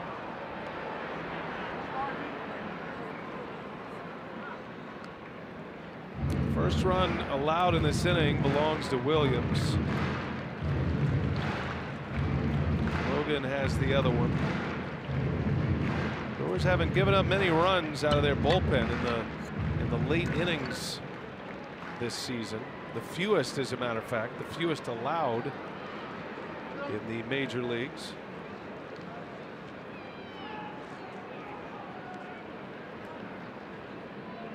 No balls and a strike. In there. 0-2 now. Brewers bullpen has now allowed 40 runs in the 7th inning or later. The best in the majors, the fewest runs. And there were some blow-up outings in there early in the season. And Logan is responsible for 3 of the 4 in this series. Runner goes, and the pitch is fouled back.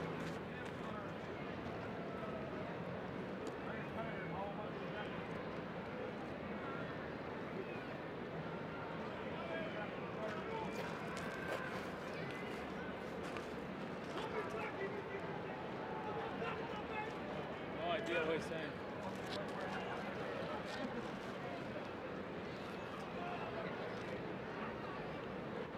0-2 pitch. Ball 1.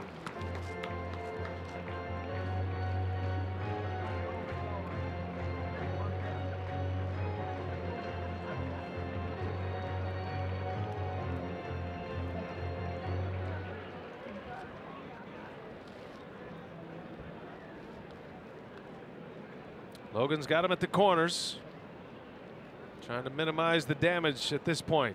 2 on, 2 out, and Grossman takes down and in, even the count at 2-2. Yeah, that breaking ball is a pitch that they really didn't have a good feel for yet. He's trying to work it in, but they can't get a swing. Hasn't been able to throw it for strikes.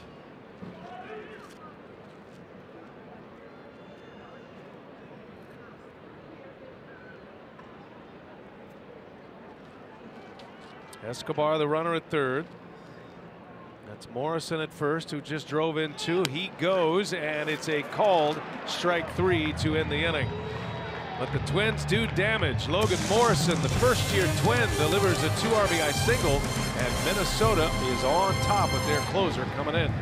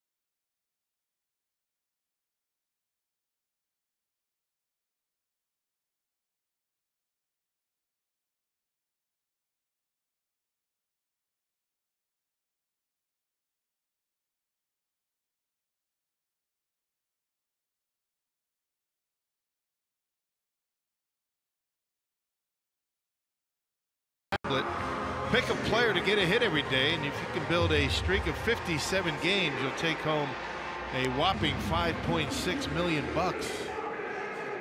That could come in handy. Well, how about our Mall of America box score today? The Brewers have the home run from Jesus Aguilar, solo home run that tied the game, only RBI of the game. Tyler Saladino with a couple of hits today. Jet Bandy has a hit as well, and it's the bottom of that order that is coming up, starting with Santana. G-Man Choi started this game as the designated hitter. Santana came in for him for a pinch hit appearance. So Santana, VR, and Saladino to face Fernando Rodney. Yeah, 8 for 11 in save opportunities, a .307 earned run average. Boy, he's had a long career. Fernando Rodney, he's got a good fastball, terrific changeup to go with it. Brewers need a couple to tie. Fernando Rodney is 41 years of age, still closing games in the big leagues. With that tilted hat, Santana with a swing and a miss. Rodney now in his 16th year in the big leagues.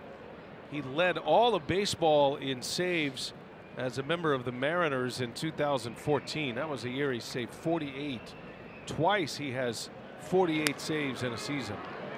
He did it with the Rays back in 2012. Those were 2 all-star seasons for Rodney, 12 and 14, and then he made the all-star team again in 16, and the Twins are hoping the every other year trend continues. If he makes the all-star team this year at 41, that's going to be a major headline. Yeah, that's news, right?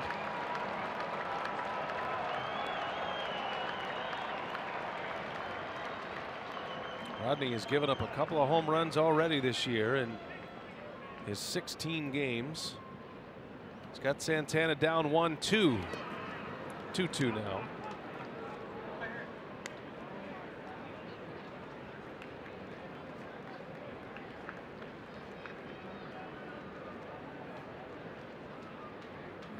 Second at bat of the game for Santana. Struck out in a pinch hit appearance in the 6th inning.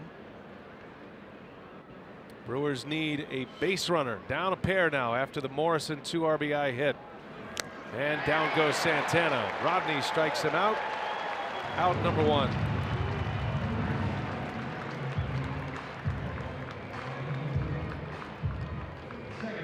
Rodney is pitching for his 6th team in the last 4 seasons. And he's still got it. And good moving fastball, 93 miles an hour that time.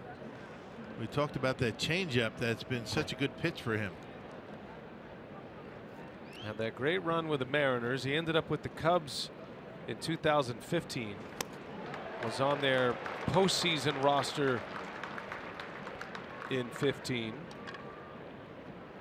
Went to the Pirates and the Marlins in 2016. Last year pitched for the Arizona Diamondbacks and had 39 saves as VR cuts and misses, and it's 0-2.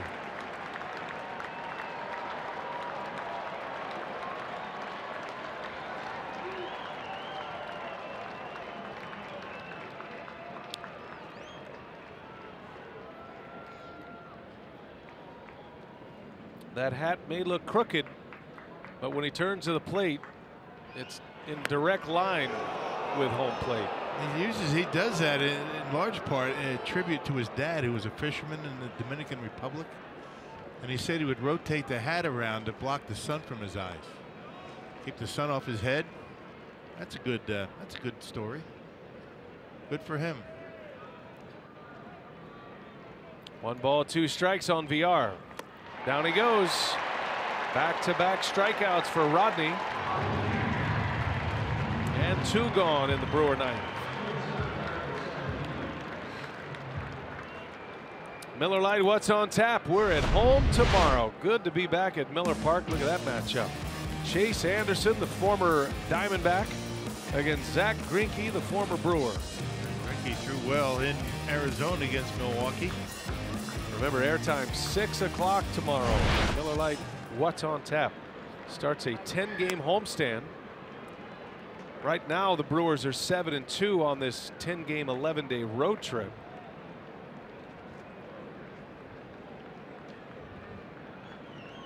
Brewers will return to Miller Park in first place, regardless of what happens today. As Saladino takes a strike.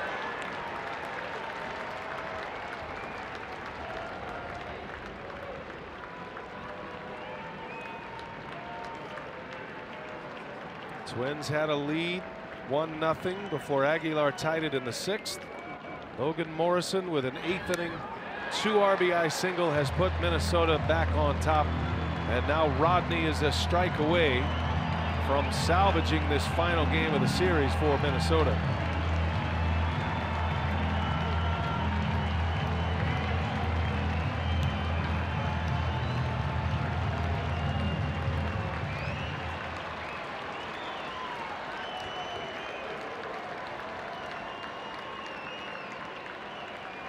One and 2. Down he goes. It's a strikeout to end it. The ball game is over. The arrow flies. Fernando Rodney with the save, and the Twins win the final game of this series. Twins pitchers combined for 17 strikeouts today against the Milwaukee Bats. Well, it was a 7-3 road trip. Very successful trip indeed, and the Brewers are gonna hit the homestand at Miller Park in first place, Dario Melendez. So a little light at the end of the tunnel here as the Brewers are wrapped up on this road trip. You're right, BA. Sometimes you just have to tip your cap. But coming up on Brewers Live, the Brewers not able to complete the sweep. They fall in the series finale to the Twins. Jesus Aguilar continuing to swing a hot stick, though. We'll hear from manager Craig Counsell, and we will get you set for the Brewers' return to Miller Park on Monday.